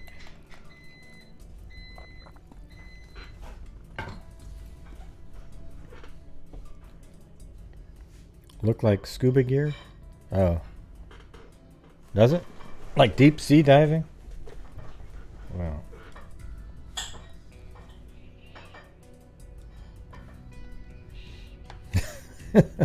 It is sad. Yeah, so I really appreciate all you guys that you're here anyways. Thank you, Kit Kat. How's it going, Kit Kat? We're gonna need to have you call in one of these days again. You always make everybody so happy. And Matt Pavia, thank you.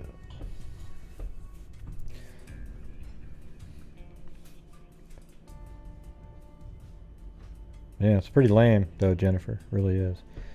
All right, so like everybody else thought above. Let's see. Yeah, it's one of those cases that has no information at all. I mean, zero. There's nothing new that's anything related to the case. It's all drama, backroom crap. It's turned into the World Wrestling Federation of True Crime, where you've got, okay, these channels are the good guys. These channels are the bad guys. Now tonight, let's see who can come up with the craziest new show and talk about what somebody said on this channel and what this person said over here. And then what we'll do is we'll combine that in and slap that on the back of a rodeo clown. And yeah, it's just, wow. You almost have to be, I don't even know what to call it. It's crazy.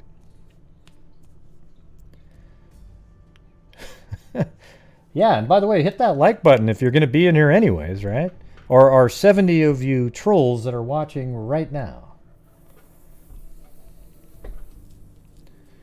Let's see.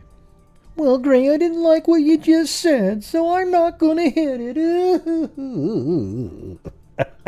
it. See, I can imitate Mary Lou pretty good, right?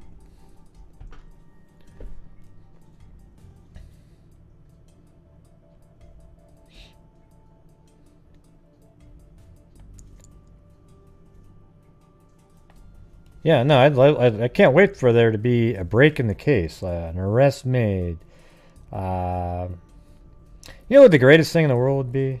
Is she just showed up again, and it was all a hoax by Don Wells. You know, it would make every single person wrong on the case. No, Gray, I actually thought that. Bullshit. Okay.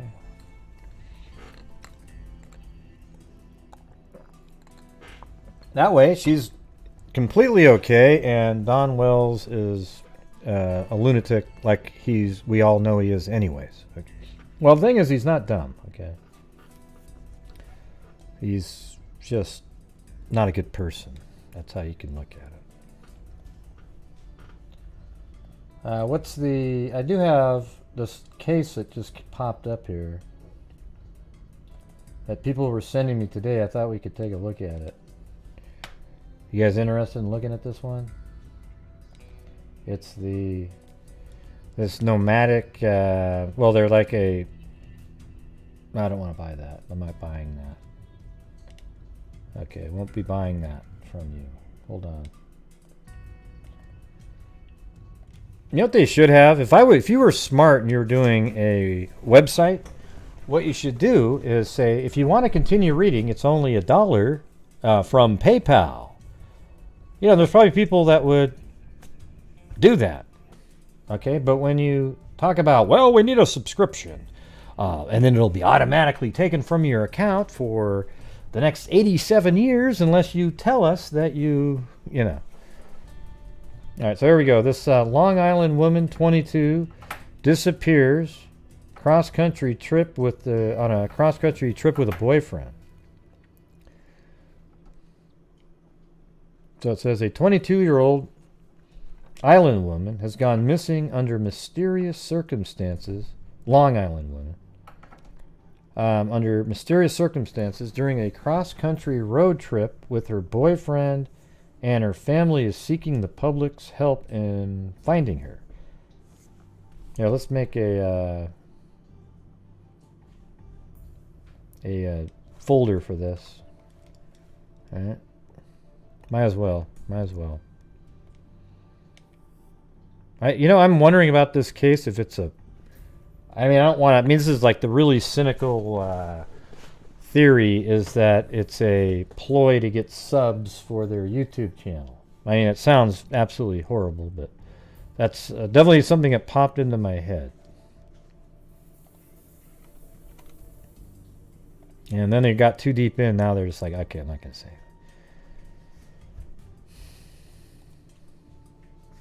Let me rename this. What are they calling them? They're actually calling them something. Oh, yeah, Van LIfe woman. There we go.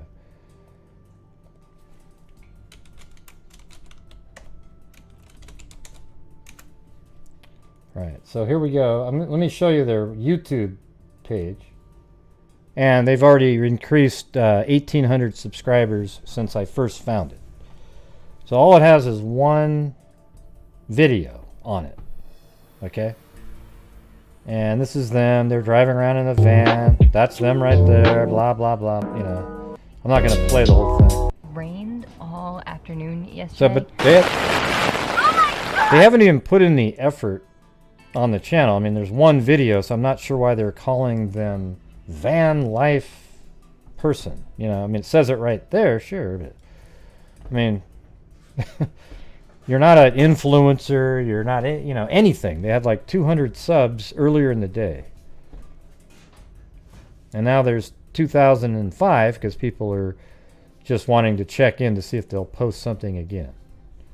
You know, so anyways, they just, you know, it's one video here. I'm not going to play the whole thing, but. Alright, so a 22-year-old Long Island woman has gone missing under mysterious circumstances during a cross-country road trip. Gabby Petito was last known to be in Wyoming, Grand Teton National Park in late August after embarking on... I don't want it to do that. Embarking on the tour with her boyfriend. Identified on social media as Brian Laundrie, or yeah, it looks like Laundry. A month before, let's see. Authorities said the vehicle the couple was traveling in, a white 2012 Ford Transit van with Florida plates, has been recovered, according to the outlet. Well, the van's been recovered, but you know he's not missing. So, Laundry, who has returned to his Florida home, has hired an attorney. And this is sort of sketchy, this part though. He returned all the way to his Florida home, which is about as far away as you can get. And he's refused to cooperate with authorities.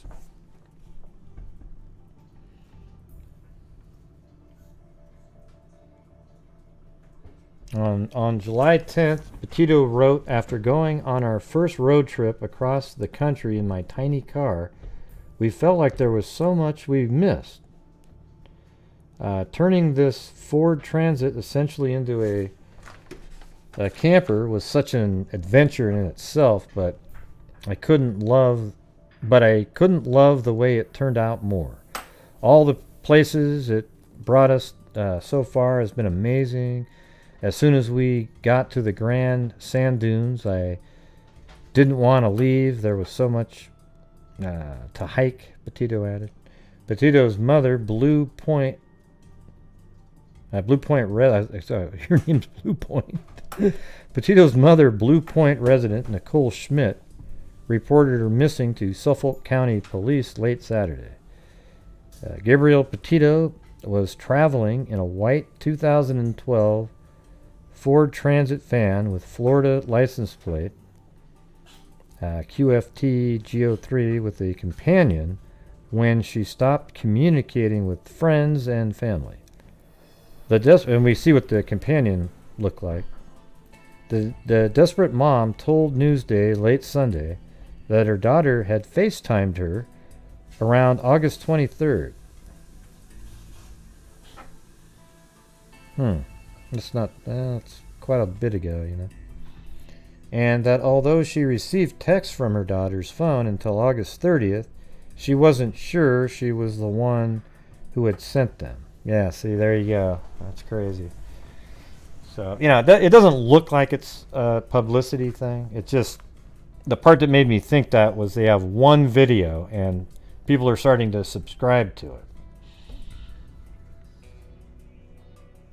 She wasn't sure, so the mother wasn't sure she was the one that sent those text messages. We see that all the time.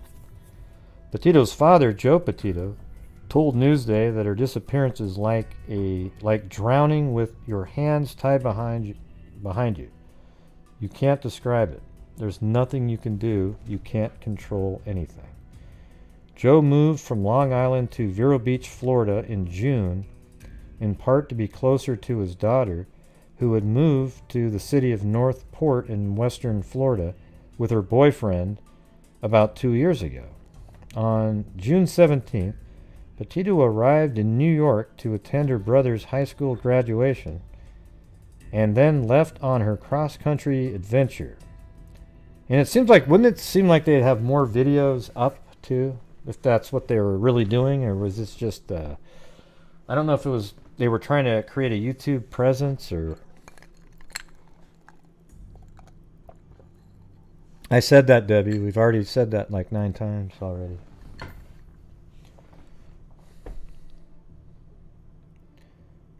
Did you miss that, or?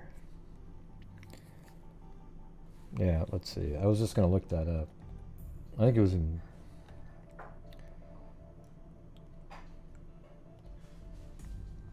August 19th. So not too long before her mother last heard from her.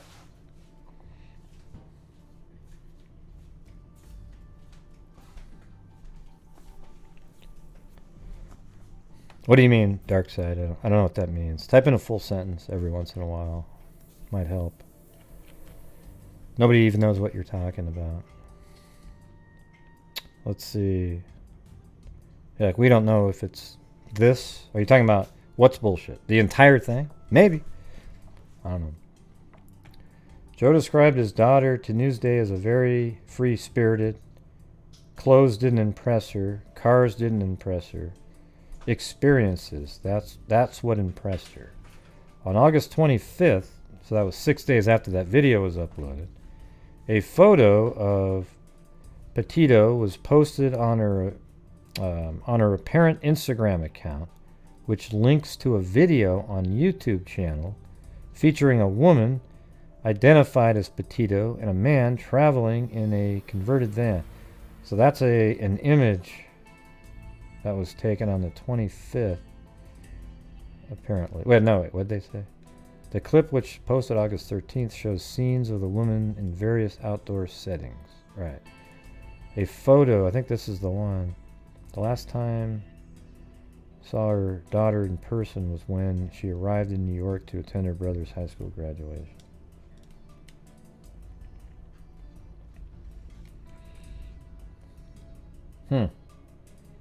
Wow.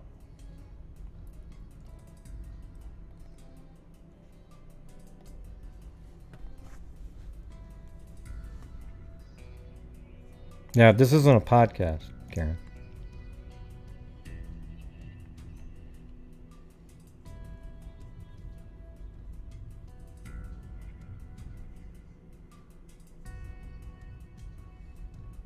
Yeah.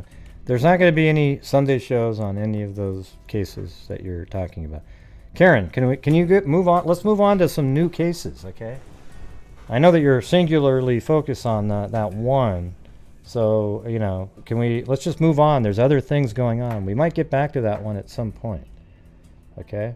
All right. Excellent. Let's see. She has a triangle tattoo on her left arm with flowers and let it be tattoo. Well, something bad obviously happened to her if the guy lawyered up and went all the way back to Florida. I mean, there's no way unless it's all fake, every bit of it. Yeah, and that's probably what Darkseid was saying. It's all bull crap.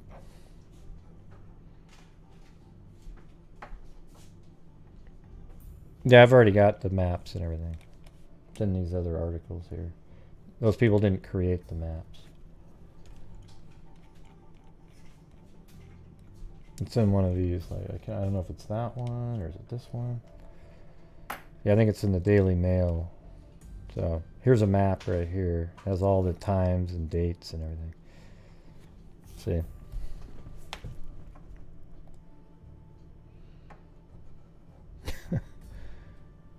Yeah.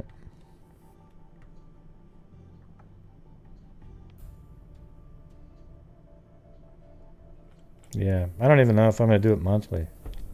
I'm just tired of the whole deal, so don't worry about it.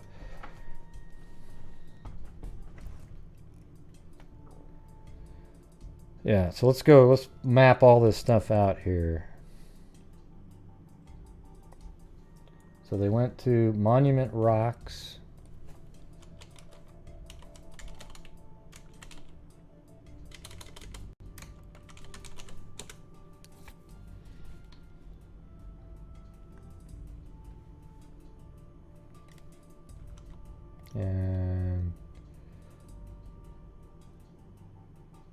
So that was July 5th, Monument Rocks. Right, so that's in Kansas, it looks like. So that'd be right here.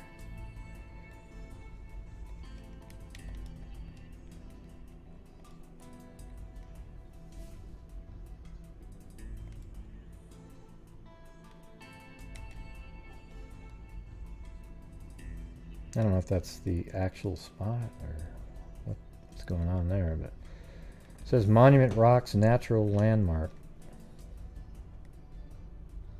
And it does seem to be in the right section of Kansas over here. So we'll just put that down there. That was July.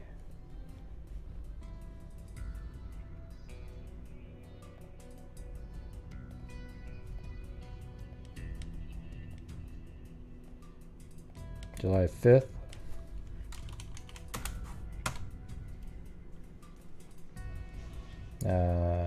Okay, that's good. Then on July 8th, Colorado Springs.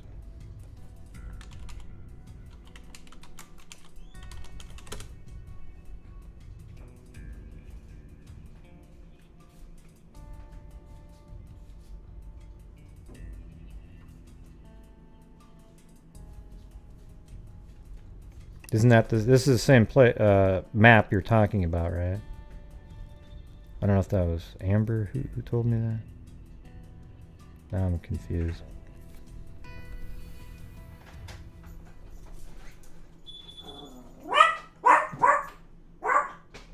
I don't know. Who told me to go to that Facebook page? So here's Colorado Springs. This was on July 8th.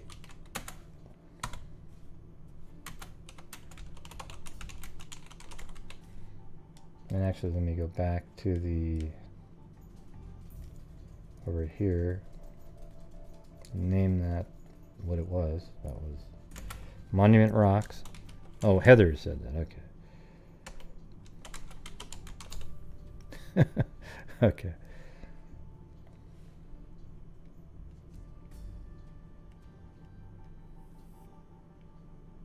Yeah. The Facebook groups, you don't ever want to start over there.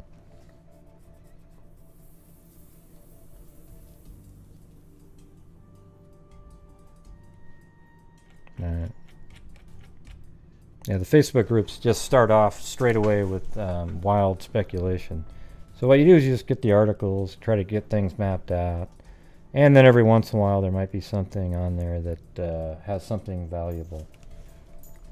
Because they, a lot of them just get the stuff from here and then they start speculating on stuff. You know how it goes. Facebook. All right, and then Grand Sand Dunes National Park. Grand Sand Dunes.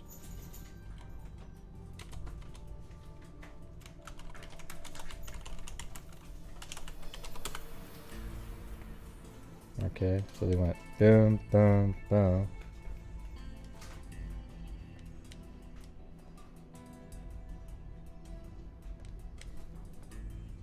This is on July 10th.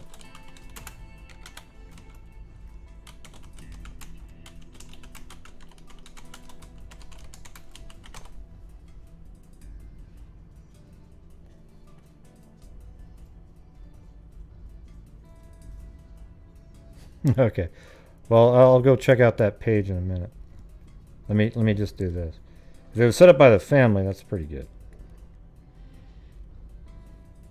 All right, let's see. Zion National Park. Is this the same map that they've got, though, basically?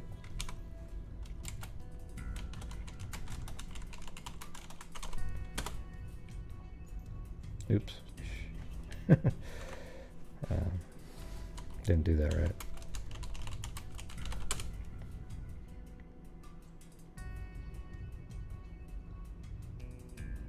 This is pretty much where... Oh, wow, we're going to have to go here. Little flyby action, right?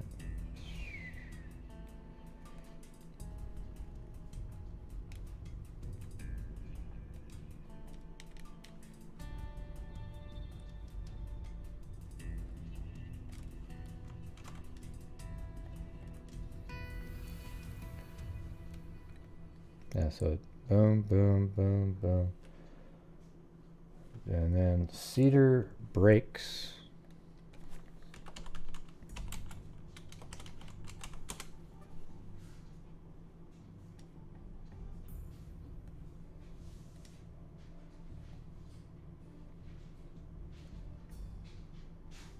Well, there's a Cedar Breaks here, and then there's like a town over here.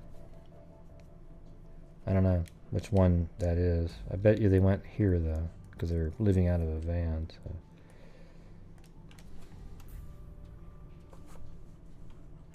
July 20th, Cedar Breaks.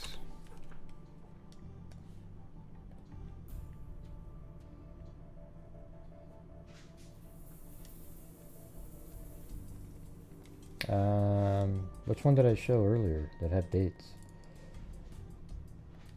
This one?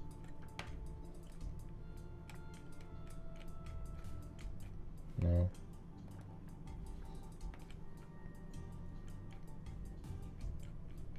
Yeah, that the one this is the only one that I've showed that had dates right here. Alright, let's see. So we've got July 30th.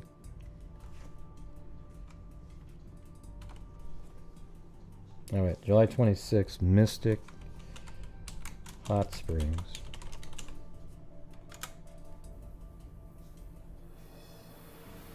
That must be in Wyoming, right? No, that's in Utah. Okay. No, that's not Utah.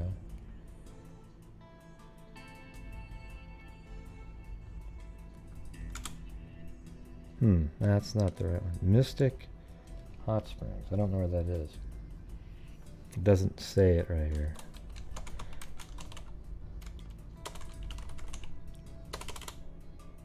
Maybe that's it. Mystic Springs Resort in Utah here. That makes sense. Mystic Hot Springs Resort. Okay. We'll just put it right here.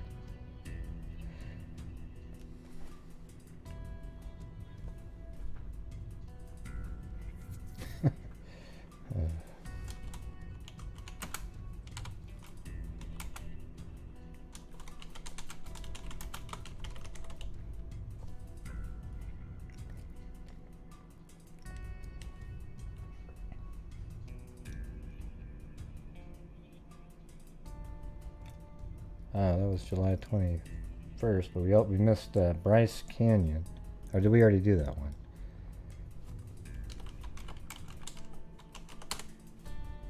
Yeah, I didn't think so.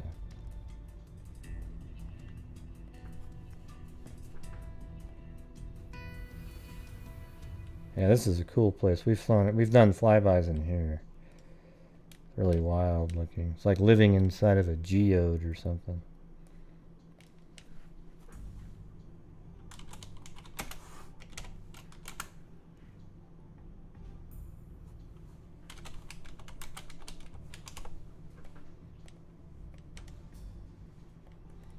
Bryce Canyon.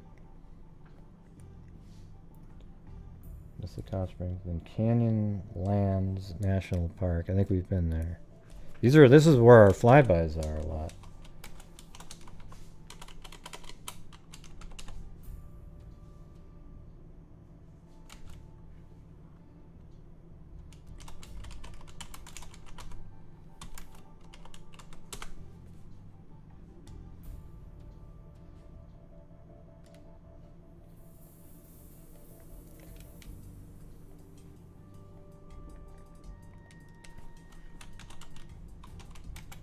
Canyonlands National Park. I didn't have a chance to look at this, so I'm going to just do this now. Do you guys mind? Or hope you don't mind. Hope you don't mind.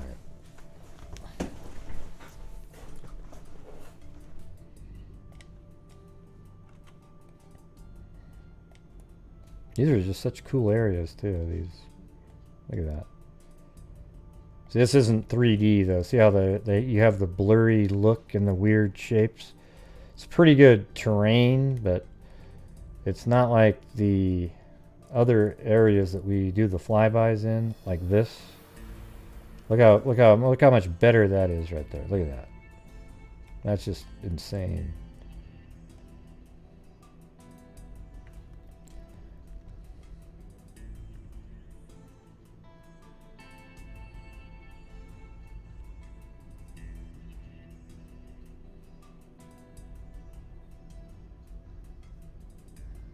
Huh?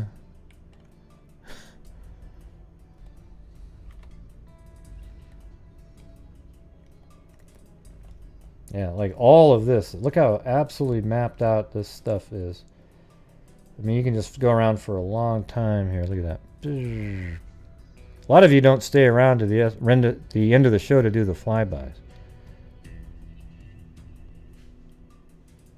Yeah, Karen, if you want to join the channel, there's a join button. You can get your name will become green, and then you have access to you get a discount on any merchandise you buy, plus you get the emojis that everybody else has.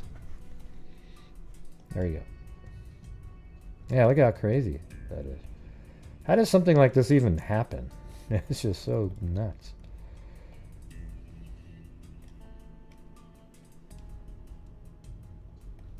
I'm gonna have to put a pin here as another. Hold on. In our flyby section.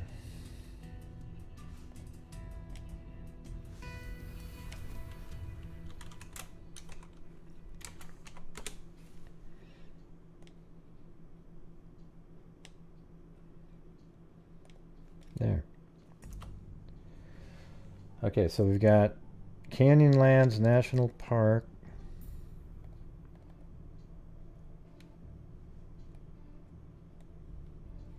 I don't think I meant to put that way over there. Need to be right there.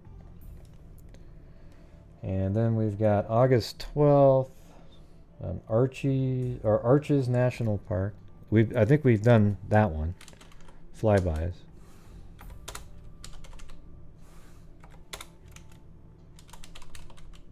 There it is. Again in Utah.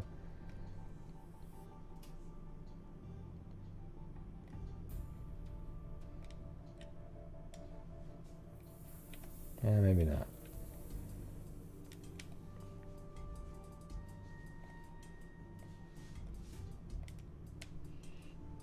This is August 12th.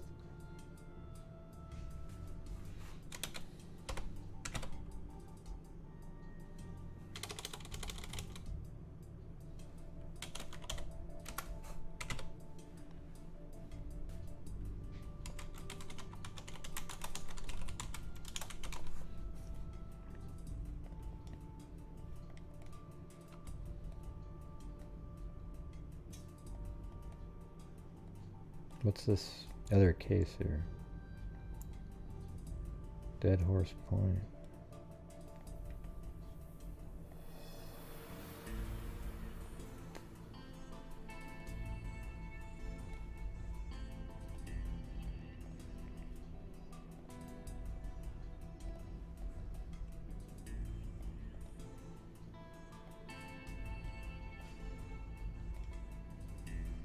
Like there's a big gap in there.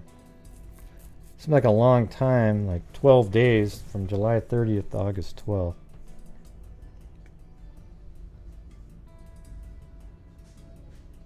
Do you have an iPhone, Karen? Because if you have an iPhone, you have to use the link.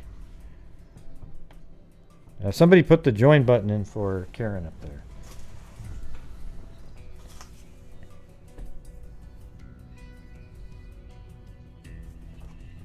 Yeah. Well, you also, flybys everywhere don't work because they don't make the terrain look so great. That's one of the problems. So Heather, tell me what else you're finding out over there. I'm going to go ahead and I'm going to keep getting these mapped out here first, but Moab, Utah. These are all the really cool spots.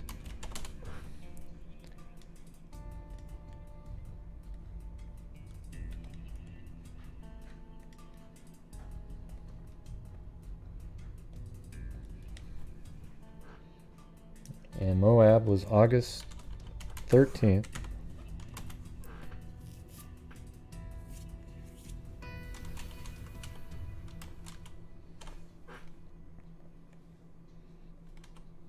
Oops, got the wrong color there. Hold on.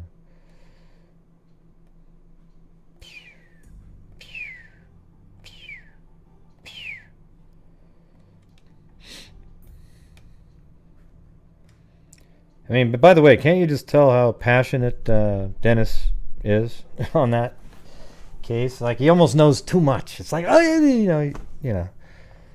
So he always thinks of something else to say right after or during when he says it, and then it goes.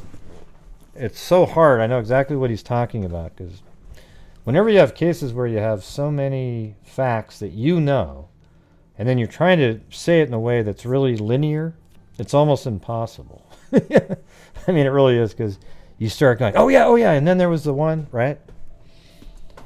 Yeah. I mean, Dennis actually went out there, gosh, I don't know, 2.5 years ago, and first of all, he was trolling me in a couple of videos he made for fun, but then he went out there measuring some. He measured different things like the Annette Schnee crime scene area, and walked around where they would have been picked up as hitchhikers. That's pretty cool. Yeah. Oh wait, that's in the wrong spot now.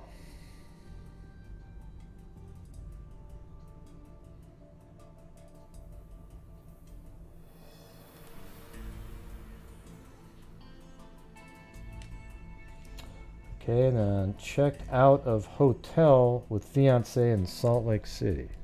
Oh, that's her fiance.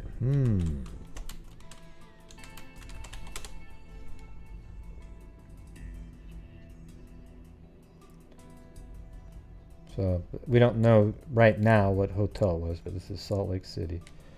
And this is August 24th.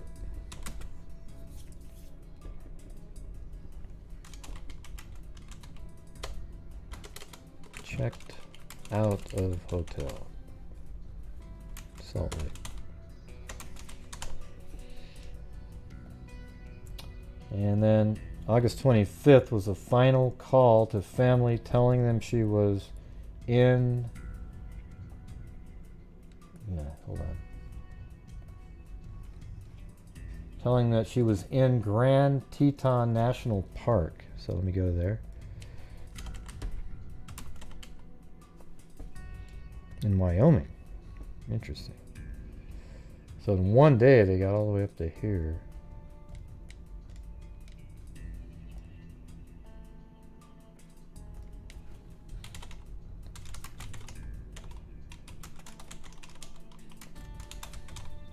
And that was on August 25th.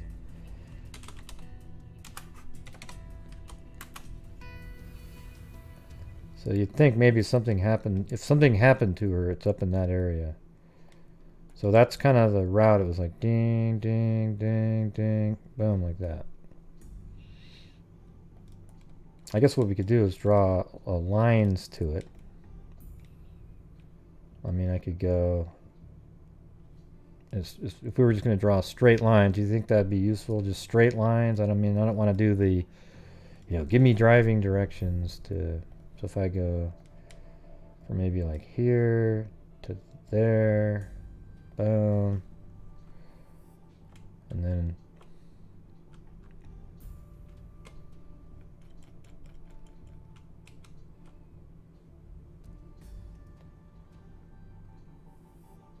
yeah, 16th, 20th, 21st. 26th, 30th, and then after the 30th it was the 12th,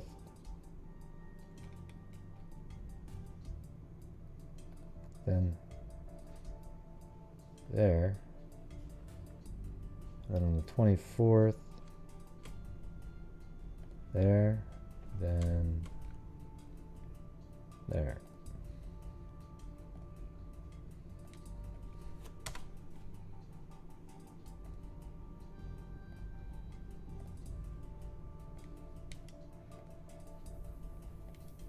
So it's kind of like that, you know, on roads though. I mean, I'm just doing it in sort of the order that they went. So here, ding, ding, ding, ding, ding, and then all the way up here.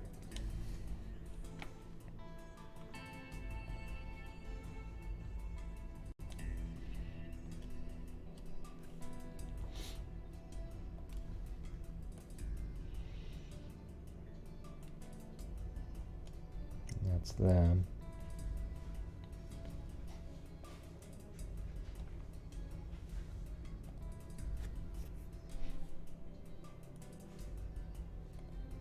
That looks different than what I saw in the video. See, but it's really nice stuff and almost production-like. That's just so perfect.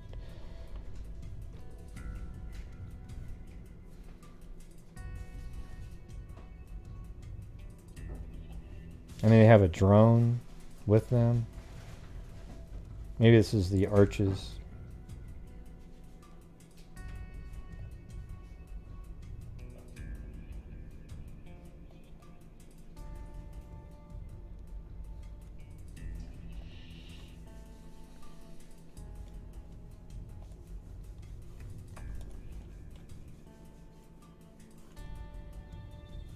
I mean, everything is just so perfect. Look at that. I mean, just, you know, that's kind of what made me think, is this even real? You know? Like Darkseid said earlier. The latest in the van was located at the boyfriend's parents' house. Yeah, they said he drove back and they found it. It has been towed away, being processed and looked at for any evidence. All right, what's the name of that Facebook page? We'll go check it out.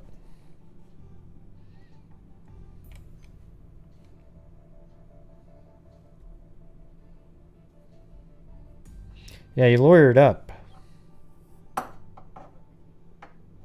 But what if she just kind of shows up one of these days?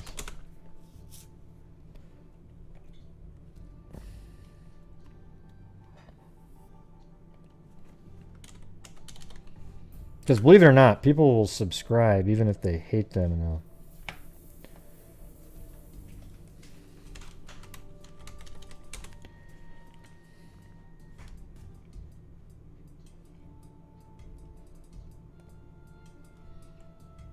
Okay.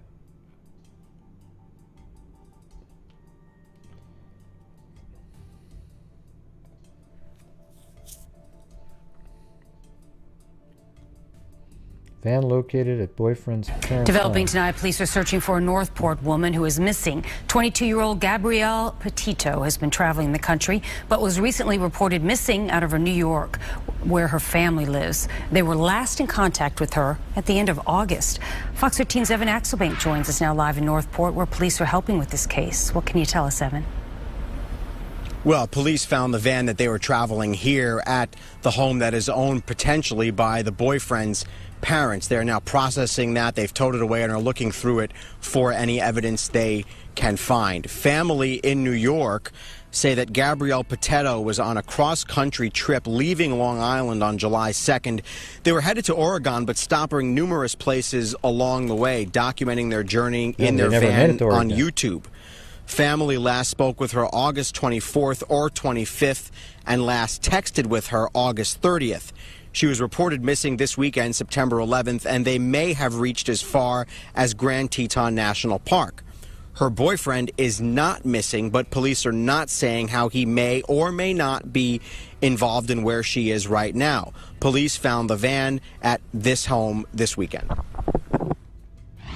You know, that's our main goal right now, is just trying to find some answers. You know, again, we're hopeful that she's out there somewhere. You know, people sometimes just don't want to communicate. So that's certainly still, you know, a viable option. Yeah, he doesn't sound too confident on that, does he? You know, I mean, look at the face he even makes. Yeah, but this weekend. you know, that's our main goal right now. Is just trying to find some answers. You know, again, we're hopeful that she's out there somewhere. You know, people sometimes just don't want to communicate. So that's certainly still, you know, a viable option.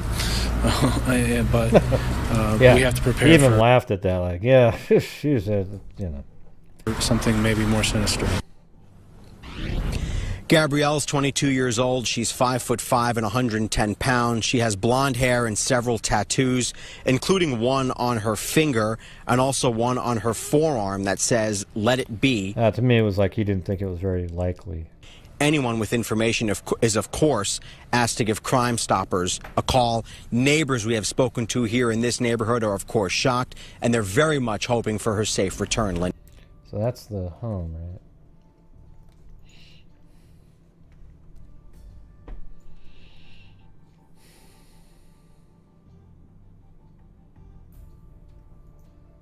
Okay, Landry, Brian. There can't be a lot of those people. So let's see. I'm just going to look them up.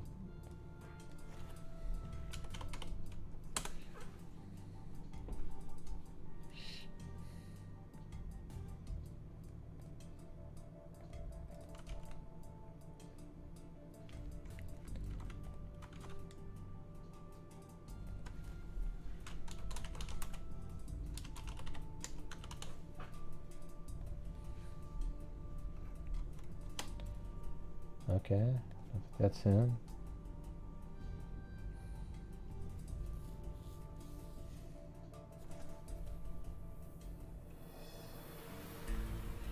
I wonder if he lives at home, like his parents' address.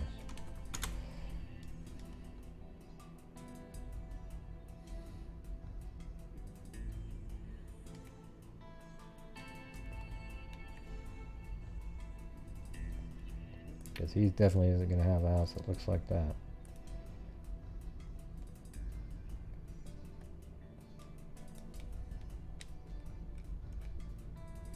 That looked pretty close. Whatever the hell we were just watching. I don't know where the hell that article went. It was up and it disappeared. No, there it is right there. And that's mine. That's Google Earth. Jeez.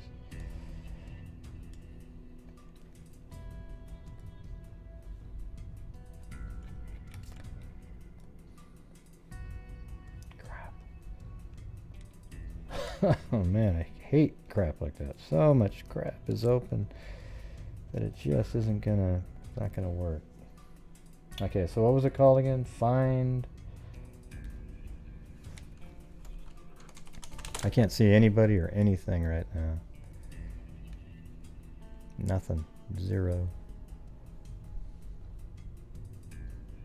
Is it over here? No. What was it again? Find something? Right. Let's see. No.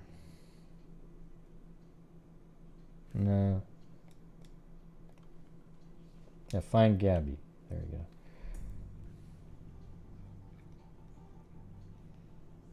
Does that look like? I think that does look. That's it. Yep. Look. Just painted differently. That's it, though. Look at everything matches. And it's been updated. This is from Street View. Here is from what year is this? 10 years ago. Alright, so this is where the grandparents live, and this is where he dropped off or his parents, I mean. And this is where parents of Brian.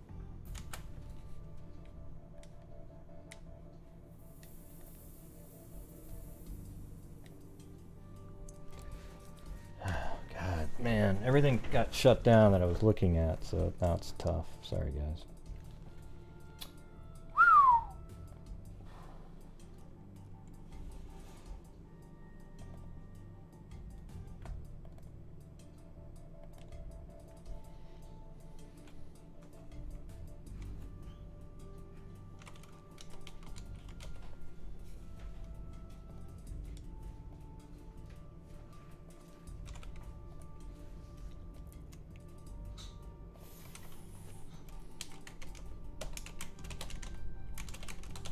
Okay.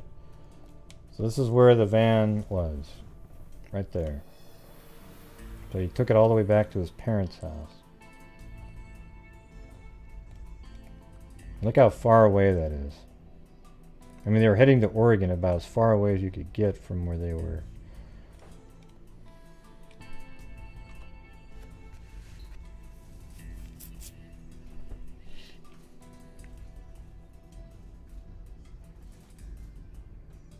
No, nobody suggests. I just got like a bunch of emails sent to me. This case, it's not just, it's all over the place. I don't know who suggested anything. I got like 10 different people sent it to me.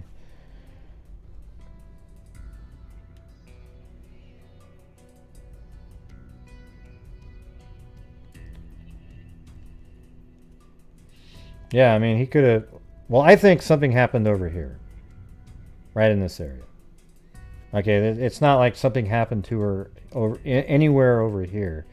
If she was heading to Oregon and they didn't go there, then that means something happened here making that guy turn around and go somewhere else. Okay, because there would be some evidence that they made it over here somewhere. There wasn't, so that means whatever incident occurred was in or around that last place, and then he took off and went back home. And so, you know, if she's out there somewhere, I would have bet you that it's in this area, like right in there. Right there. Huge area. Thanks, Georgina Stoliker. Did that make sense, what I just said?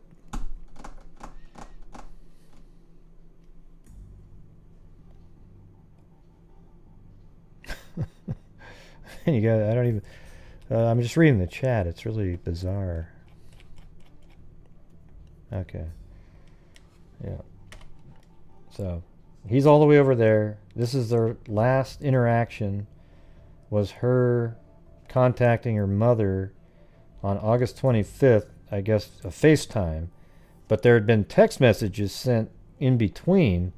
What would be interesting then is to see where the phone pinged when those text messages were being sent. Where was that phone when those text messages were sent? That's going to be huge information. Does it show that they were heading to Oregon, or was one of the text messages made from here, then another one made from here, and then another one over here and over here, you know, and then boom, he ends up back here. Those text messages that the mother thinks she wasn't sure where they came from are a big piece of evidence for them. It doesn't, yeah, it would be more like when you're texting, it pings off of a tower. Wherever it finally connects, it'll ping. They don't need Wi-Fi. Let's see. Maybe she fell off a mountain. If she fell off a mountain, do you think he'd be lawyering up and not talking? He would have went, oh my God, we were standing here and... Yeah.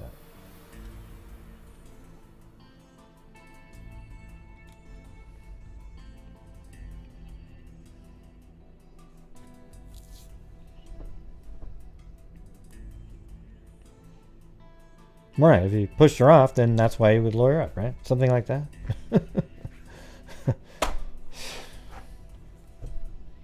Just falling off, he's not going to do anything.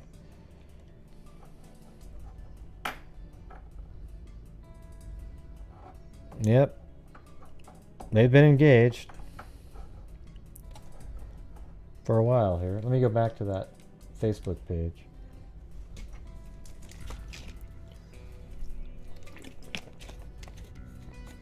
Yeah, it could be dark side.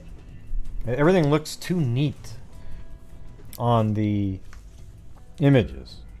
I could definitely see her going, oh my God, I was kidnapped. And, you know, kind of like that one, what was that one case with the blonde girl that, you know, nobody's still ever really sure if that really happened. So it might be something similar to that. Because regardless, let's say she came out later and goes, oh my God, yeah, I was good.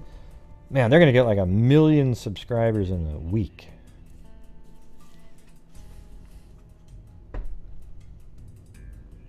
I'm not saying that's what it is, but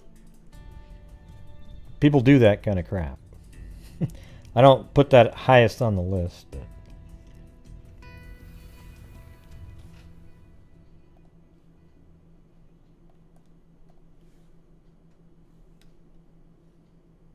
Let's see.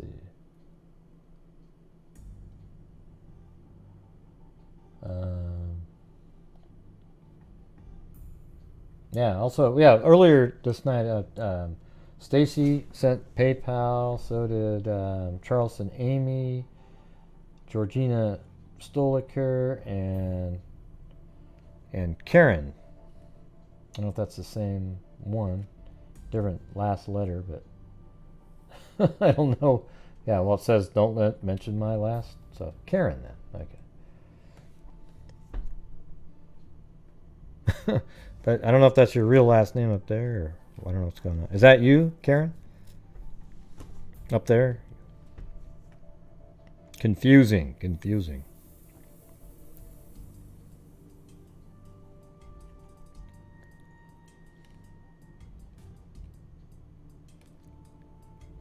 Yeah.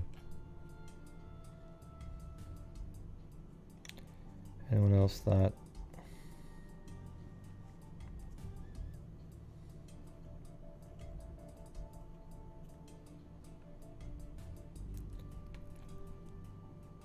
What happened? Oh, there it is.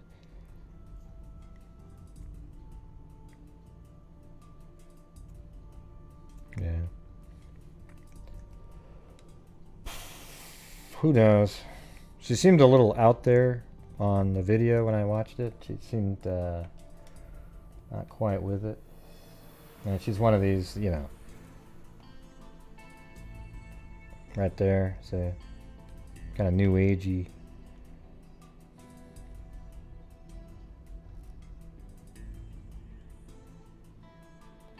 Well, we were contacted over the weekend to if we could assist with looking at a residence in Northport and potentially trying to figure out where Gabby's at. So we made contact with her boyfriend. Wait, Las Vegas? What's the Las Vegas football team now? That the Rams? Actually, I take that back. We made contact with the parents of her boyfriend in Northport. And we're able to locate... No, it's the Raiders. That's right, the Las Vegas Raiders. I remember. I remembered. I got it. I didn't read your comment. I remembered it in my head. My friend told me when we were golfing. Her vehicle. We subsequently took that vehicle. Of course, 19 people got to type in Raiders. Raiders. Any potential evidence. Here we go. Let me do it again. We have attempted to speak with Brian. Here comes Zozo.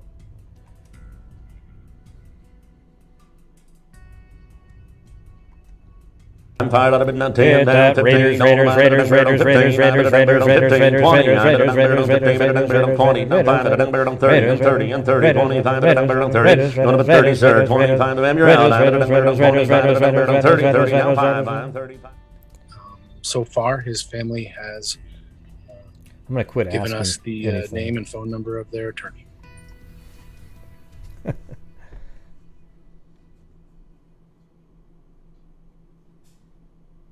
Well, she just told you what the score was. You must be watching on replay, Scott Holland. She said the end's 33-27. Not to ruin your game for you, but...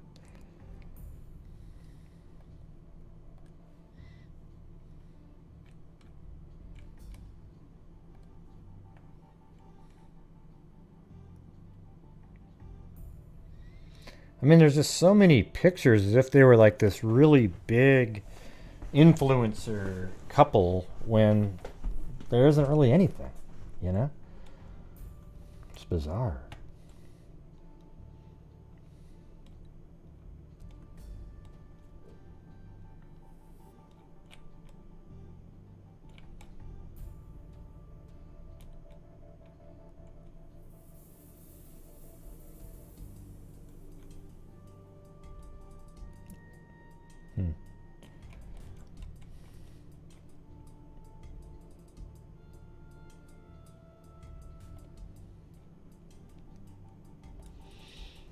Gabby Petito was last seen on 8/25/21 in Grand Teton, Wyoming, headed for Yellowstone National Park. Oh, that was where they were going next, huh?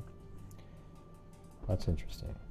She was traveling in a white 2012 Ford Transit, headed north around the time of the disappearance. So they definitely made it to there. And then they were going to go to Yellowstone.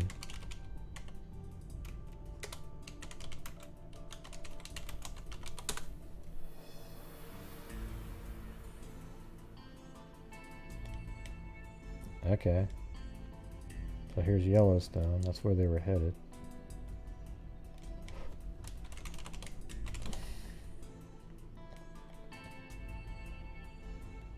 Makes sense.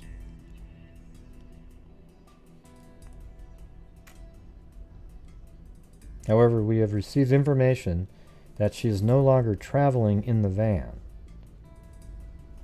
Wow, so they'd seen him driving. I bet you they have him on footage driving back home through one of those places that records your license and see that she's not in that van. And then they went and found the van. Wow. I wonder when they first sight that van without anybody else in it. Or maybe it's surveillance footage from maybe a gas station or something, you know, something like that. Obviously, you'd have to stop tons of times to go get gas. And, you know, they have cameras there, and when he's the only one that ever gets out, maybe. Looks like those windows are sort of tinted. I mean, who knows if she was in the back? There must have been something seen somewhere to make that statement. It is unknown what Gabby was wearing at the time of her disappearance. Gabby does have "Let It Be" tattooed on her right arm and tattoo of a triangle with flowers on her left arm. If you have any information on the whereabouts of Gabby Petito, please contact the Suffolk County, New York Police Department at 1-800-220-8477. I thought she lived in Florida now, though. I thought she moved there. Or maybe that was the boyfriend.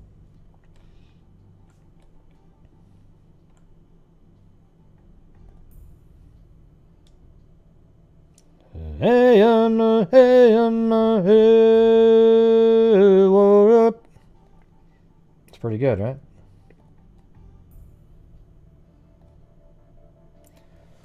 Yeah, there's the "Let It Be" tattoo right there. See that? Oh, wait. Oh, Amistad, right? Right, Emily? Okay. No, you guys don't want to hear that again? Okay.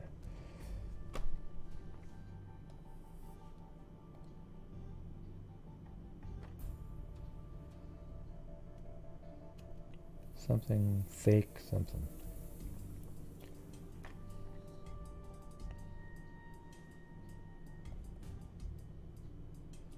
Gray Hughes, what a pretty girl. What?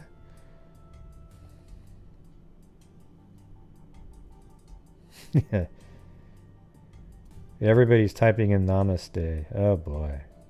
Wow. I'm not Hindu, okay, so. Let's see. Yeah, I think she's like 20, 23 maybe.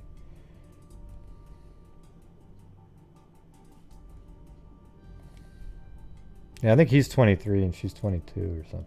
Let's see. Yeah, she's 22 and...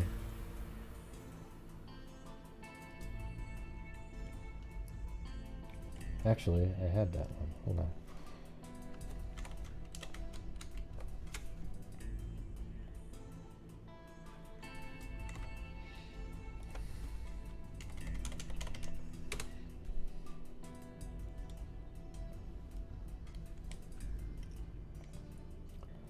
Let's see.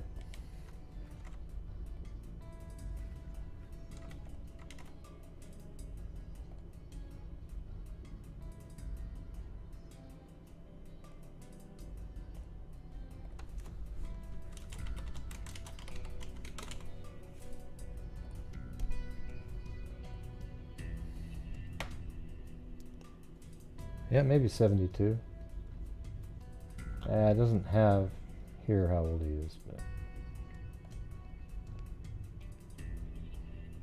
they have his mom. I have all the names of everybody here.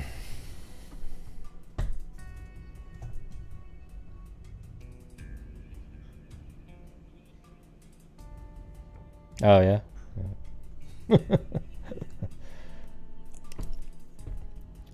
That's right. You're in the hostile zone. There's no namaste here, okay? There's zero namaste. This is for barbarians only.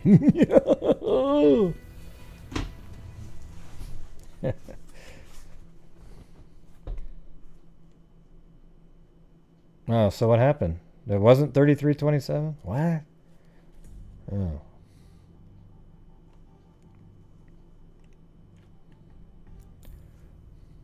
Yeah. This is the anti-namaste zone.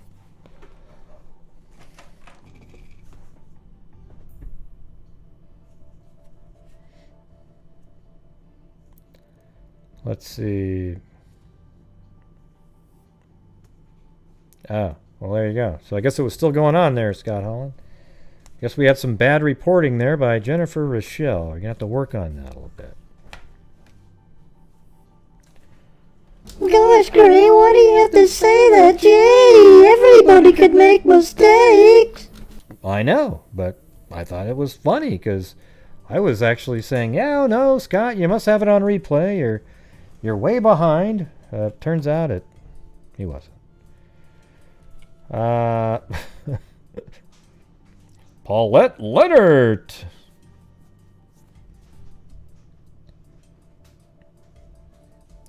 Let's see, do you ever use your cell phone to watch?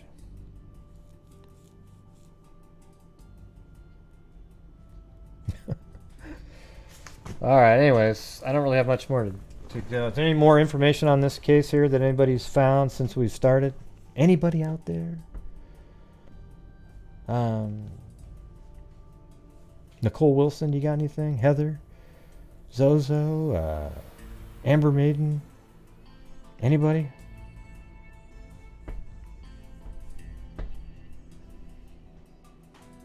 She last spoke with her on the phone on August 25th and said she was in Grand Teton. Let me, the part about the messages I want to see again. Hold on a second.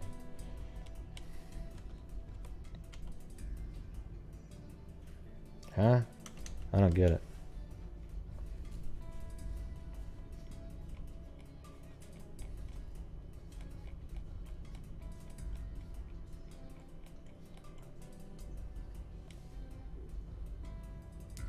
Okay, her daughter sent her a text message 5 days after they last. So that would have been on the 30th.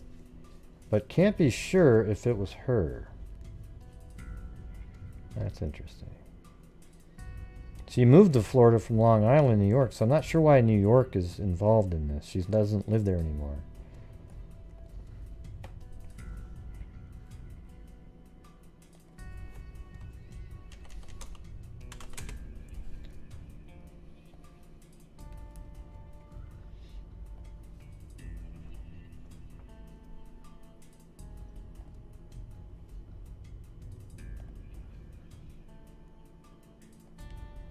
Okay, who's this? Oh, this is the family? Alright.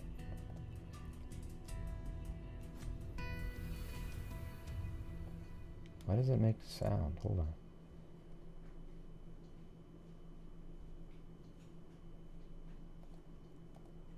Over here in ponytail and sunglasses, little outfits, t-shirts, shorts, sandals, flip-flops, like that. We like to have her hair in ponytail. It's really low. I can't turn it up, you guys. So gonna have to just deal with it. She's a beautiful girl. Normally I take the time to fix it, but I can't. And how often did you talk to her on the phone before? Every day? At least 3 times a week. But Scott, we updated that a couple days ago. It was just something like, he just described a little bit more about the crime scene and how they said that they were, if something happened to him, it was the creepy guy at their camp. She's a beautiful girl.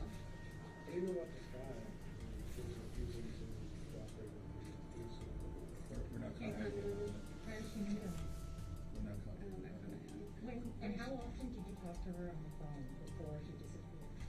Frequently. Every day? At least 3 times a week. We would FaceTime, call, text. She kept me updated on this whole trip. Did it start to dwindle? Did our communication start to fade, or? No, not until. Thanks, Candy. I received a text on the 30th. That was the last communication I had. And you had doubts about that text, or? Well, somebody finally turned it up. When she left, what did she say? Like, bye, Ma. See you. I'm excited. What was it like? We hugged. We gave them some money to, if they needed it, because they're kids, They were excited about the trip. Wow, so maybe that was a psychic website. They left on July 2nd from New York. What was the purpose of the trip? What were they wanting to do? Camping, hiking, seeing the country. When was she coming back? How long was the trip for? The trip was supposed to end in October in Portland, Oregon. And what was the last In October, conversation you had with her on video chat? What did she say? I believe it was around the 23rd and or 25th. the 24th. I can't recall, but she was having a great time. She said she was headed up to Wyoming. How long have they been dating? We're not going to comment on any of that. Can you talk about her hopes and dreams? Like you said, I think she was kind of artistic and full of life. And what did she want to become or do? Or I think she was just the type of person that was free. She went and did what the day took her. She didn't have a plan. Oh my God, did you hear that? She said was. She said she was the type of person. That means they probably have something to do with it, right? Web sleuths out there? You're so sleuthy, they say they use the past tense. Did you hear that? Oh my God. They must have traveled all the way over to Utah and done something. Oh, I've got chills, everybody. Yeah. Or people just say past tense sometimes. And just did what the day took her. She didn't have a plan. This was a plan, but what was next we didn't know. and she has a bunch of siblings from your side and her dad's side, right? Excuse me, 4 or 5? 5. She has 5 siblings. How are the kids holding on? I think the younger ones aren't quite understanding, but her brother is, her 2 oldest brothers are, they're younger than her, but they're the older brothers, but they're not doing well. Can you talk about what kind of sister she is? Okay. They fought growing up, but they got closer as, like my son is 18, and they got very close. And they even went camping together before they left for this trip. What message do you want us to get out? Like, why are we here? What do you want us to do? Most importantly, we are looking for her. We are not focusing on anything else but finding her. And if anybody just has any information, any information out there, anybody who's seen her, we just ask that they call the tip lines and just please give any information you have. We just want her home safe with us. Is it possible that she would just choose not to be in contact for a while and just be enjoying the... No. I know that. I believe a mother's instinct is the most powerful. Do you think something bad has happened to her? I don't know. I believe she's going to come home. How did she sound on the last call that you had with her on FaceTime? Did she sound happy? Was she sound... Yeah, I mean, if I was going to vote, I would say no, up there. I'm just saying that's a possibility, just given kind of sort of those photographs and how perfect everything looked. It was weird. She was having fun? Yes. Why the long wait from August till now to report her missing? Was there a certain amount of time that you had to wait, or...? No, I think this sounds pretty good. The first couple of days, I wasn't getting responses. I believe she was in a place with no service. It was like day 8 and 9 that I really became concerned and figured she couldn't be off the grid for that long. Was she sending you text messages after the call between the, phone? Yes, we had text-only conversations up to the 27th, and I only received a text from her on the 30th, which I had not responded to. It was just a text to me. What was that one on the 30th? I can't comment on that. Oh, I'm sorry. Can you pronounce her last name for us? Sure, it's Petito, P-E-T-I-T-O. You can't comment on Thank you. There never reports that you didn't believe that the last texts were from her. What? Not commenting on that. Can't comment. Why do you believe she's in danger? I mean, I don't know if I you know, this is so stupid because everybody knows when they're saying they can't comment on that means it's implying that the boyfriend has something to do with it. So not commenting. I mean, I guess I get it. Like, there must be something in the wording itself that implies something. I don't know. For particular reasons, I just believe she's in danger because she's not in touch with us, and she could be alone somewhere. Normally you get to stranded see those somewhere types in of the things. wilderness. Well, yeah, And of course she the needs police help. are advising them. Yeah. And I hope that we're not out there. I but mean, they hope keep that looking everybody over at is somebody there. and then Hope they're that the saying, hikers and the rangers and the campers and no, don't do everybody it. No, don't do it. has her face, and they're looking for her actively. Her traveling companions, they're not going to either. She's not going to talk about that. all right, there's a person standing there telling Can you them. guys talk about the beginning of the trip when you guys first had heard about it? Some of the conversations that you had with her. Normally we get to Any hear that. concerns, excitement. What was the feeling, and what were the conversations that were going on? As a mom, I had concerns for my daughter going on a road trip in general, but I felt safe. They were together. They had a plan. They had an itinerary, and we were excited for them. Everybody wanted to do what they were doing. No reservations about what they were doing, who was on the trip, any of that? No, I knew it was just the two of them, and I felt perfectly comfortable with that. Nicole, can you I don't know what talk that about means. What's the same age as her boyfriend? It's hard to explain. I guess it's it's scary and it's nerve-wracking, and we don't eat, we don't sleep. We're just actively looking for her, looking at tips. Did anybody see her somewhere? We just want to find her and bring her home. Do you plan to go out west, and is that why you're raising money on the GoFundMe page? It's a consideration to go into, yes. We're looking into it. Do you know what her last exchange was with her fiance? And how that was reported to you? No, we do not. So they were engaged. We're not going to talk We're about not going to that. talk about that. At Yeah, this it's time. kind of We're asking irrelevant. to. Yeah. Yeah, so if it's Were they irrelevant, dating just for say a long yes or time no. before they were A married? couple of years, Couple about of 2.5 years. Can you say how they met? Or is it- You know, I know the police are telling them this, but this is one of those ones where it's just, they're almost combative. You know, it's like some of this stuff, you know. I mean, I don't know why you can't say if they were engaged or not, right? And they even said it's irrelevant. So at that point, you know, you could say, yeah, they are. So that way, at least you're engaging a little bit, but to every single thing, nope, can't answer that one. Nope, can't answer that. That it makes sort of a hostile relationship between the media. Give them something, you know. You can say yes to whether or not they were engaged. That has nothing. You even said it was irrelevant. So you should be able to answer that one. Should I talk about how they met? Irrelevant? See, look at they're looking right over at the detective or whatever, and they're telling them what to say. If you want to. It's not a big deal. They knew each other in high school. They were friends, and the friendship Okay. rekindled, and There you go. they started dating. So, were they engaged or not? No comment. And how long has Wait, what? He's local also. Started dating. He's local also. He's local also. No comment. and how long has she been in Florida? Has she been living in Florida with her biological dad? No, she moved to Florida to live with her boyfriend. Yeah. About when?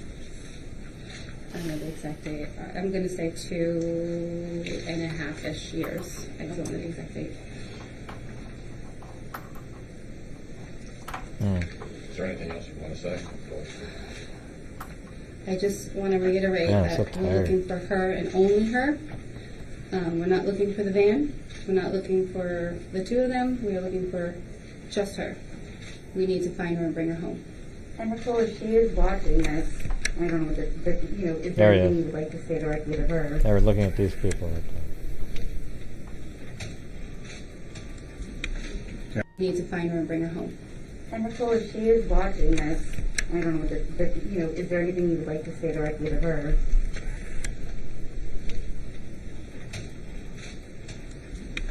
Gabby, we just want you to come home. Call us. Let us know you're up there. We just come home, please. I think they both feel like there's, that's kind of sad right there. But they probably both feel like they've got information probably behind the scenes that Snotlight can get. Where the phone was pinging, when those text messages got sent in, and she just doesn't make. Well, here's the reality of it, right? All you have to do is go like this. If this is a real event, which 99% that it's a real thing. They were out there together, and he came home by himself with the van. That means he's aware of what happened to her, no matter what. Right? She didn't just go run off somewhere. He's aware of what happened to her, and she's not around, and nobody knows where she is. So at this point, the odds of her not being alive are pretty high. What do you guys think?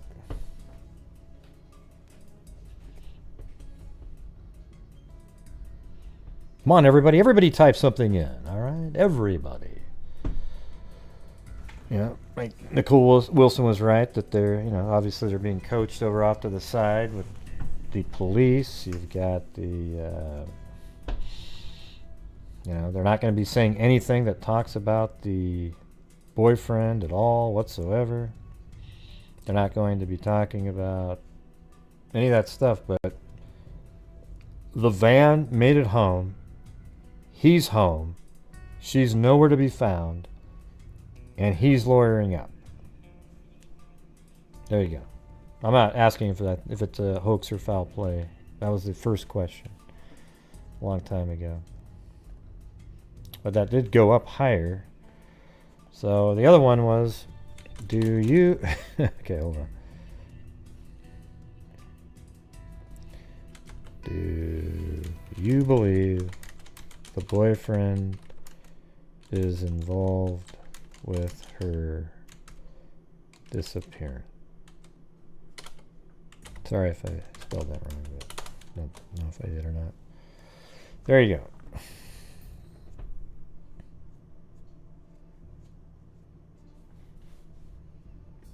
Man, David, that's pretty cold. Wow, look at that. It's Susanna MacGillipadrig. Wow. Freaking miracle.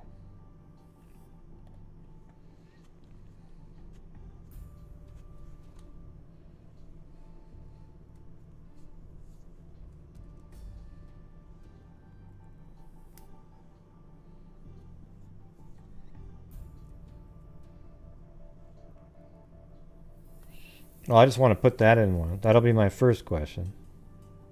I think the poll didn't take, sometimes it takes a long time. The poll's right there. It's right there. I can see it. You guys must be on a huge lag again. Because the poll was sitting up there and...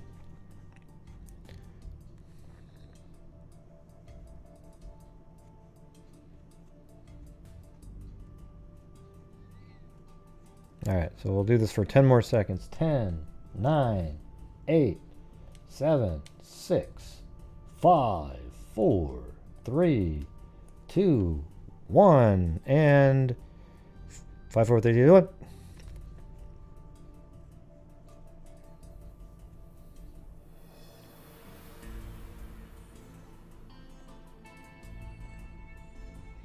$77 votes, 94% yes.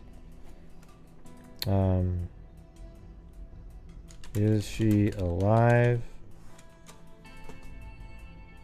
Oops.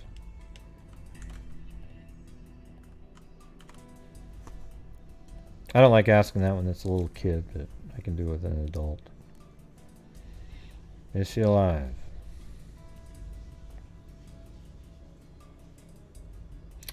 Well, I think they were maybe told to be like that from the law enforcement, but I don't know why you can't ask if they were engaged or not. I guess if they said no, that would be a problem, because that if he worded it that way. So maybe it's they think it's no, because if they were engaged, then there's going to be no reason not to say it. But if he's saying that they're engaged, but they haven't been told that by their daughter, then now that's an issue of a lie that's being told. So maybe we could look at it like that.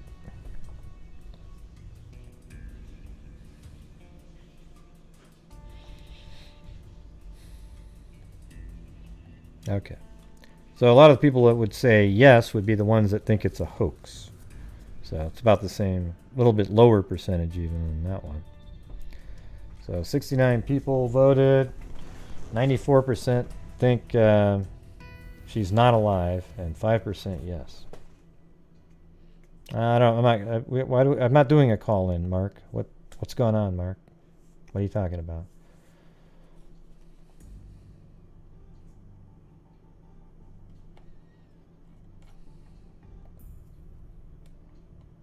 Mark, are you a troll?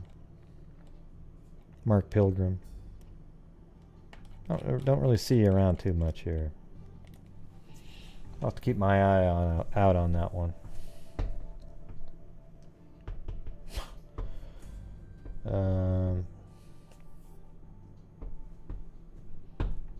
Yeah, so I guess that's what it comes down to. Yeah, maybe. He wants you to say Lucky Charms.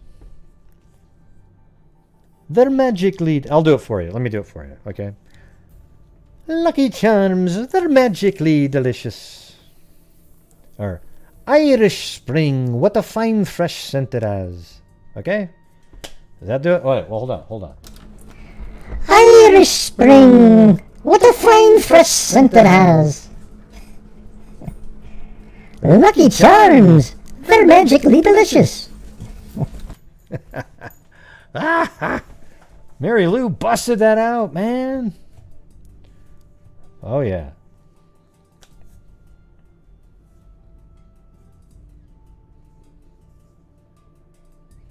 Yep. Mary Lou nailed that one, didn't she?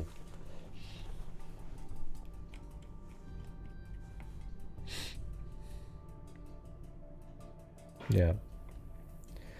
All right, you guys, let's keep on. If you guys get any updates on this one that are earth-shattering, let me know. Send it to me. And we'll keep covering this one. But don't forget tomorrow, bright and early, 8:30 my time, 11:30 East Coast time, we'll be doing the Murdoch timeline on the So Mean Allegedly. And then we're going to get into Stephen Smith at some point.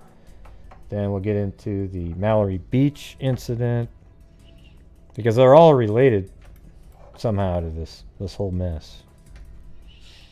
And then we'll get into the shooting of Paul and Maggie. Then we'll get into the pretty suspicious shooting of Alec Murdoch himself.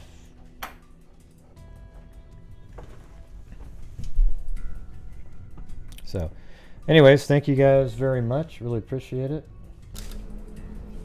Man, we got no new channel members tonight. We're going to have to get some people to sign up here.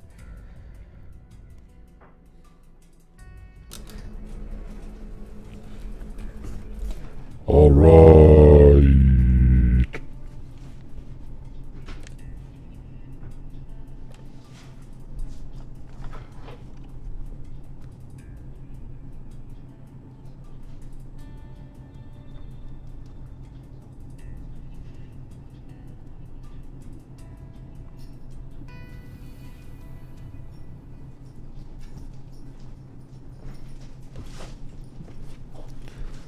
Thank you to Stacy Galloway on PayPal, Charleston Amy on PayPal, Georgina Stoliker on PayPal, and Karen on PayPal. Thank you. And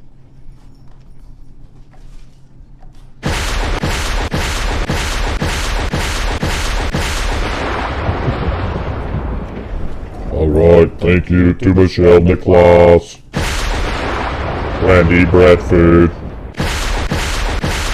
Sarah Smile, Scott Holland, Rita Schaefer, Vanessa Angeline,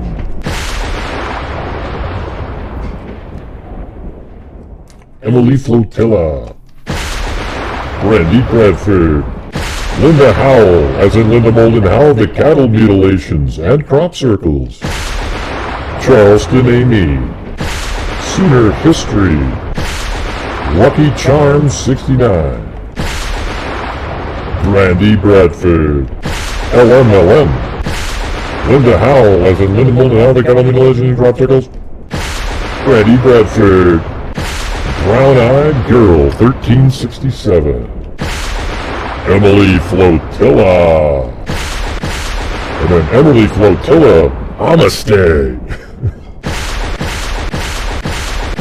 Brandy Bradford, Nicole Wilson, Kit Kat, Matt Pavia, Georgina Stoliker again, and Speakeasy Dallas just became a channel member at the last minute. Welcome.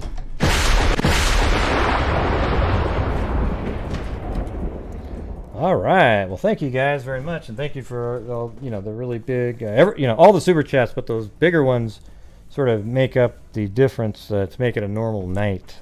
A lot of times, it'd be cool if there was like 200 people watching and everybody did like $1.50, but it never happens that way. I mean, pretend I'm a Starbucks coffee, But anyways, thank you guys very much. Another decent night tonight. And also, thank you to Dennis for coming on. We'll see you tomorrow. Oh, look at that. Mark Pilgrim is a member now. I guess he's not a troll after all. Wow. Unreal. So anyways, we'll see you guys tomorrow. Hopefully tomorrow I'll be in a better mood. I mean, I wasn't in a bad mood. I'm just really tired. Exhausted. A lot of stuff going on. Busy. Work. So, anyways, all right, you guys. We will see you guys tomorrow, and let's do a flyby. I'm going to do a flyby in one of these. Let's see, which place was that one? I like the new, this area right here. Of course, I got to turn off. Now I got to turn off all of the van stuff. Is it right in there? Yeah, just like right down in there. I think that's pretty good. So thank you guys very much. We will see you tomorrow. And as I always say, everybody, until next time, be safe out there.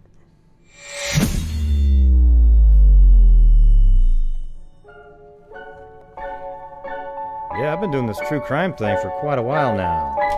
And during this whole time, everybody. I have not seen one person. Hey, you took my spot, man. Gee.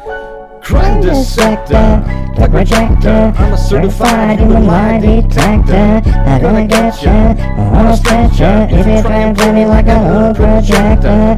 Crime sector is my nectar. Professor Grillo's gonna give another lecture. Crime collector, freak connector, and I'm always gonna be a pup protector. full deflector, interceptor, and I mean a good night, Mag. Good night, Mag. See you later. With all respect, y'all.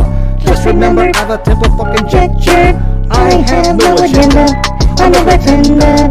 And I'll say it to you straight without a blender. And in the end, I'm gonna send ya on a mission to reveal the true offender. Alright. Yeah, so I'll just get right back to work. Alright, everybody? Talk to you later.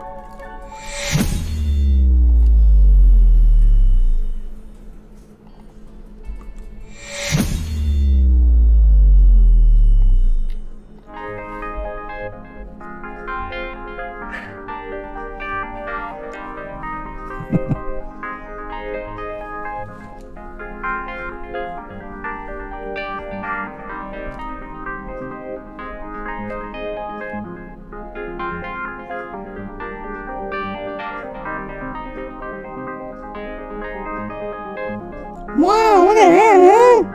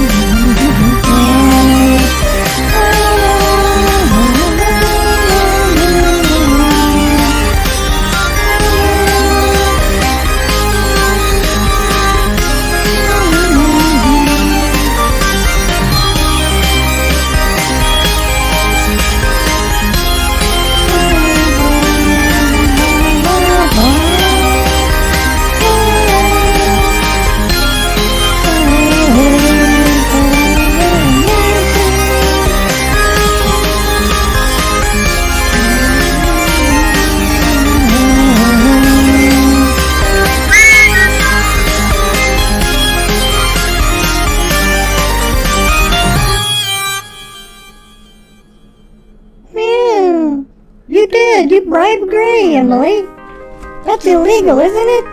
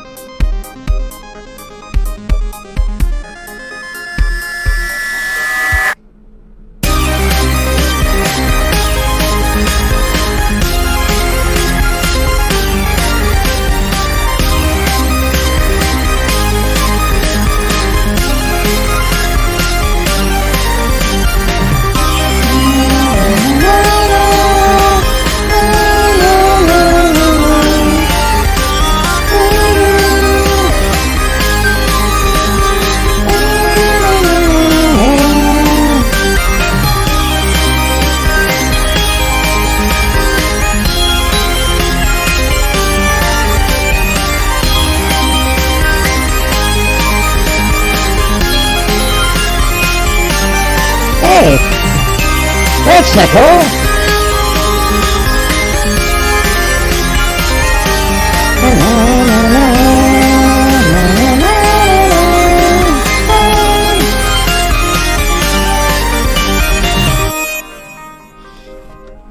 Yes. You should check out the part, Nicole, when we actually decide to throw the red shirt out the window because it was just creating too many problems.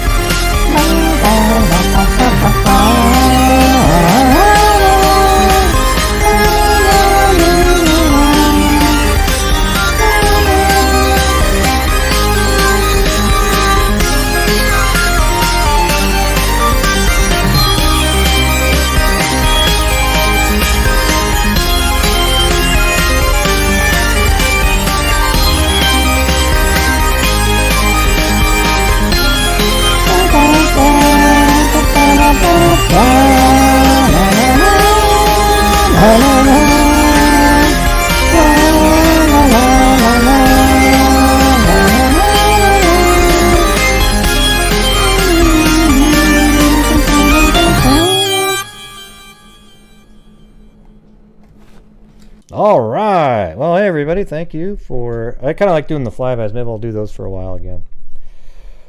So, anyways, thank you all for showing up tonight. Thanks for supporting the channel. We're on a good pace for this month, too. So, I don't think we have any problem hitting that 40,000 at the end of the year. That's for dang sure. But, anyways, we'll be back on tomorrow. We're going to be doing... I'll be doing my show, obviously, but then I'm going to do the earlier show on So Mean, allegedly. Let's see. Let me try it again. So mean, Gray. Allegedly. All right, so that's what we'll be doing a show on the Murdoch case in the morning. All right, so don't, I might be a little tired, okay, you guys, just to be honest with you, but, so cut me some slack, all right? The same kind of slack that I cut you guys all the time, I mean, I'm never on any of you guys for anything. It's amazing. So I hope that you guys can show me the same type of... Gray, what a load of crap that was, man. What a load of absolute malarkey. Malarkey? Are you kidding me? What kind of word is that? That's from, like, 1920. Gee, Gray. Well, G is the same thing, okay? Yeah. Anyways, all right, you guys. Nice face there. It's Chris. We'll see you guys tomorrow. And as I always say, everybody, until next time, be safe out there. Be safe out there. Oh, boy.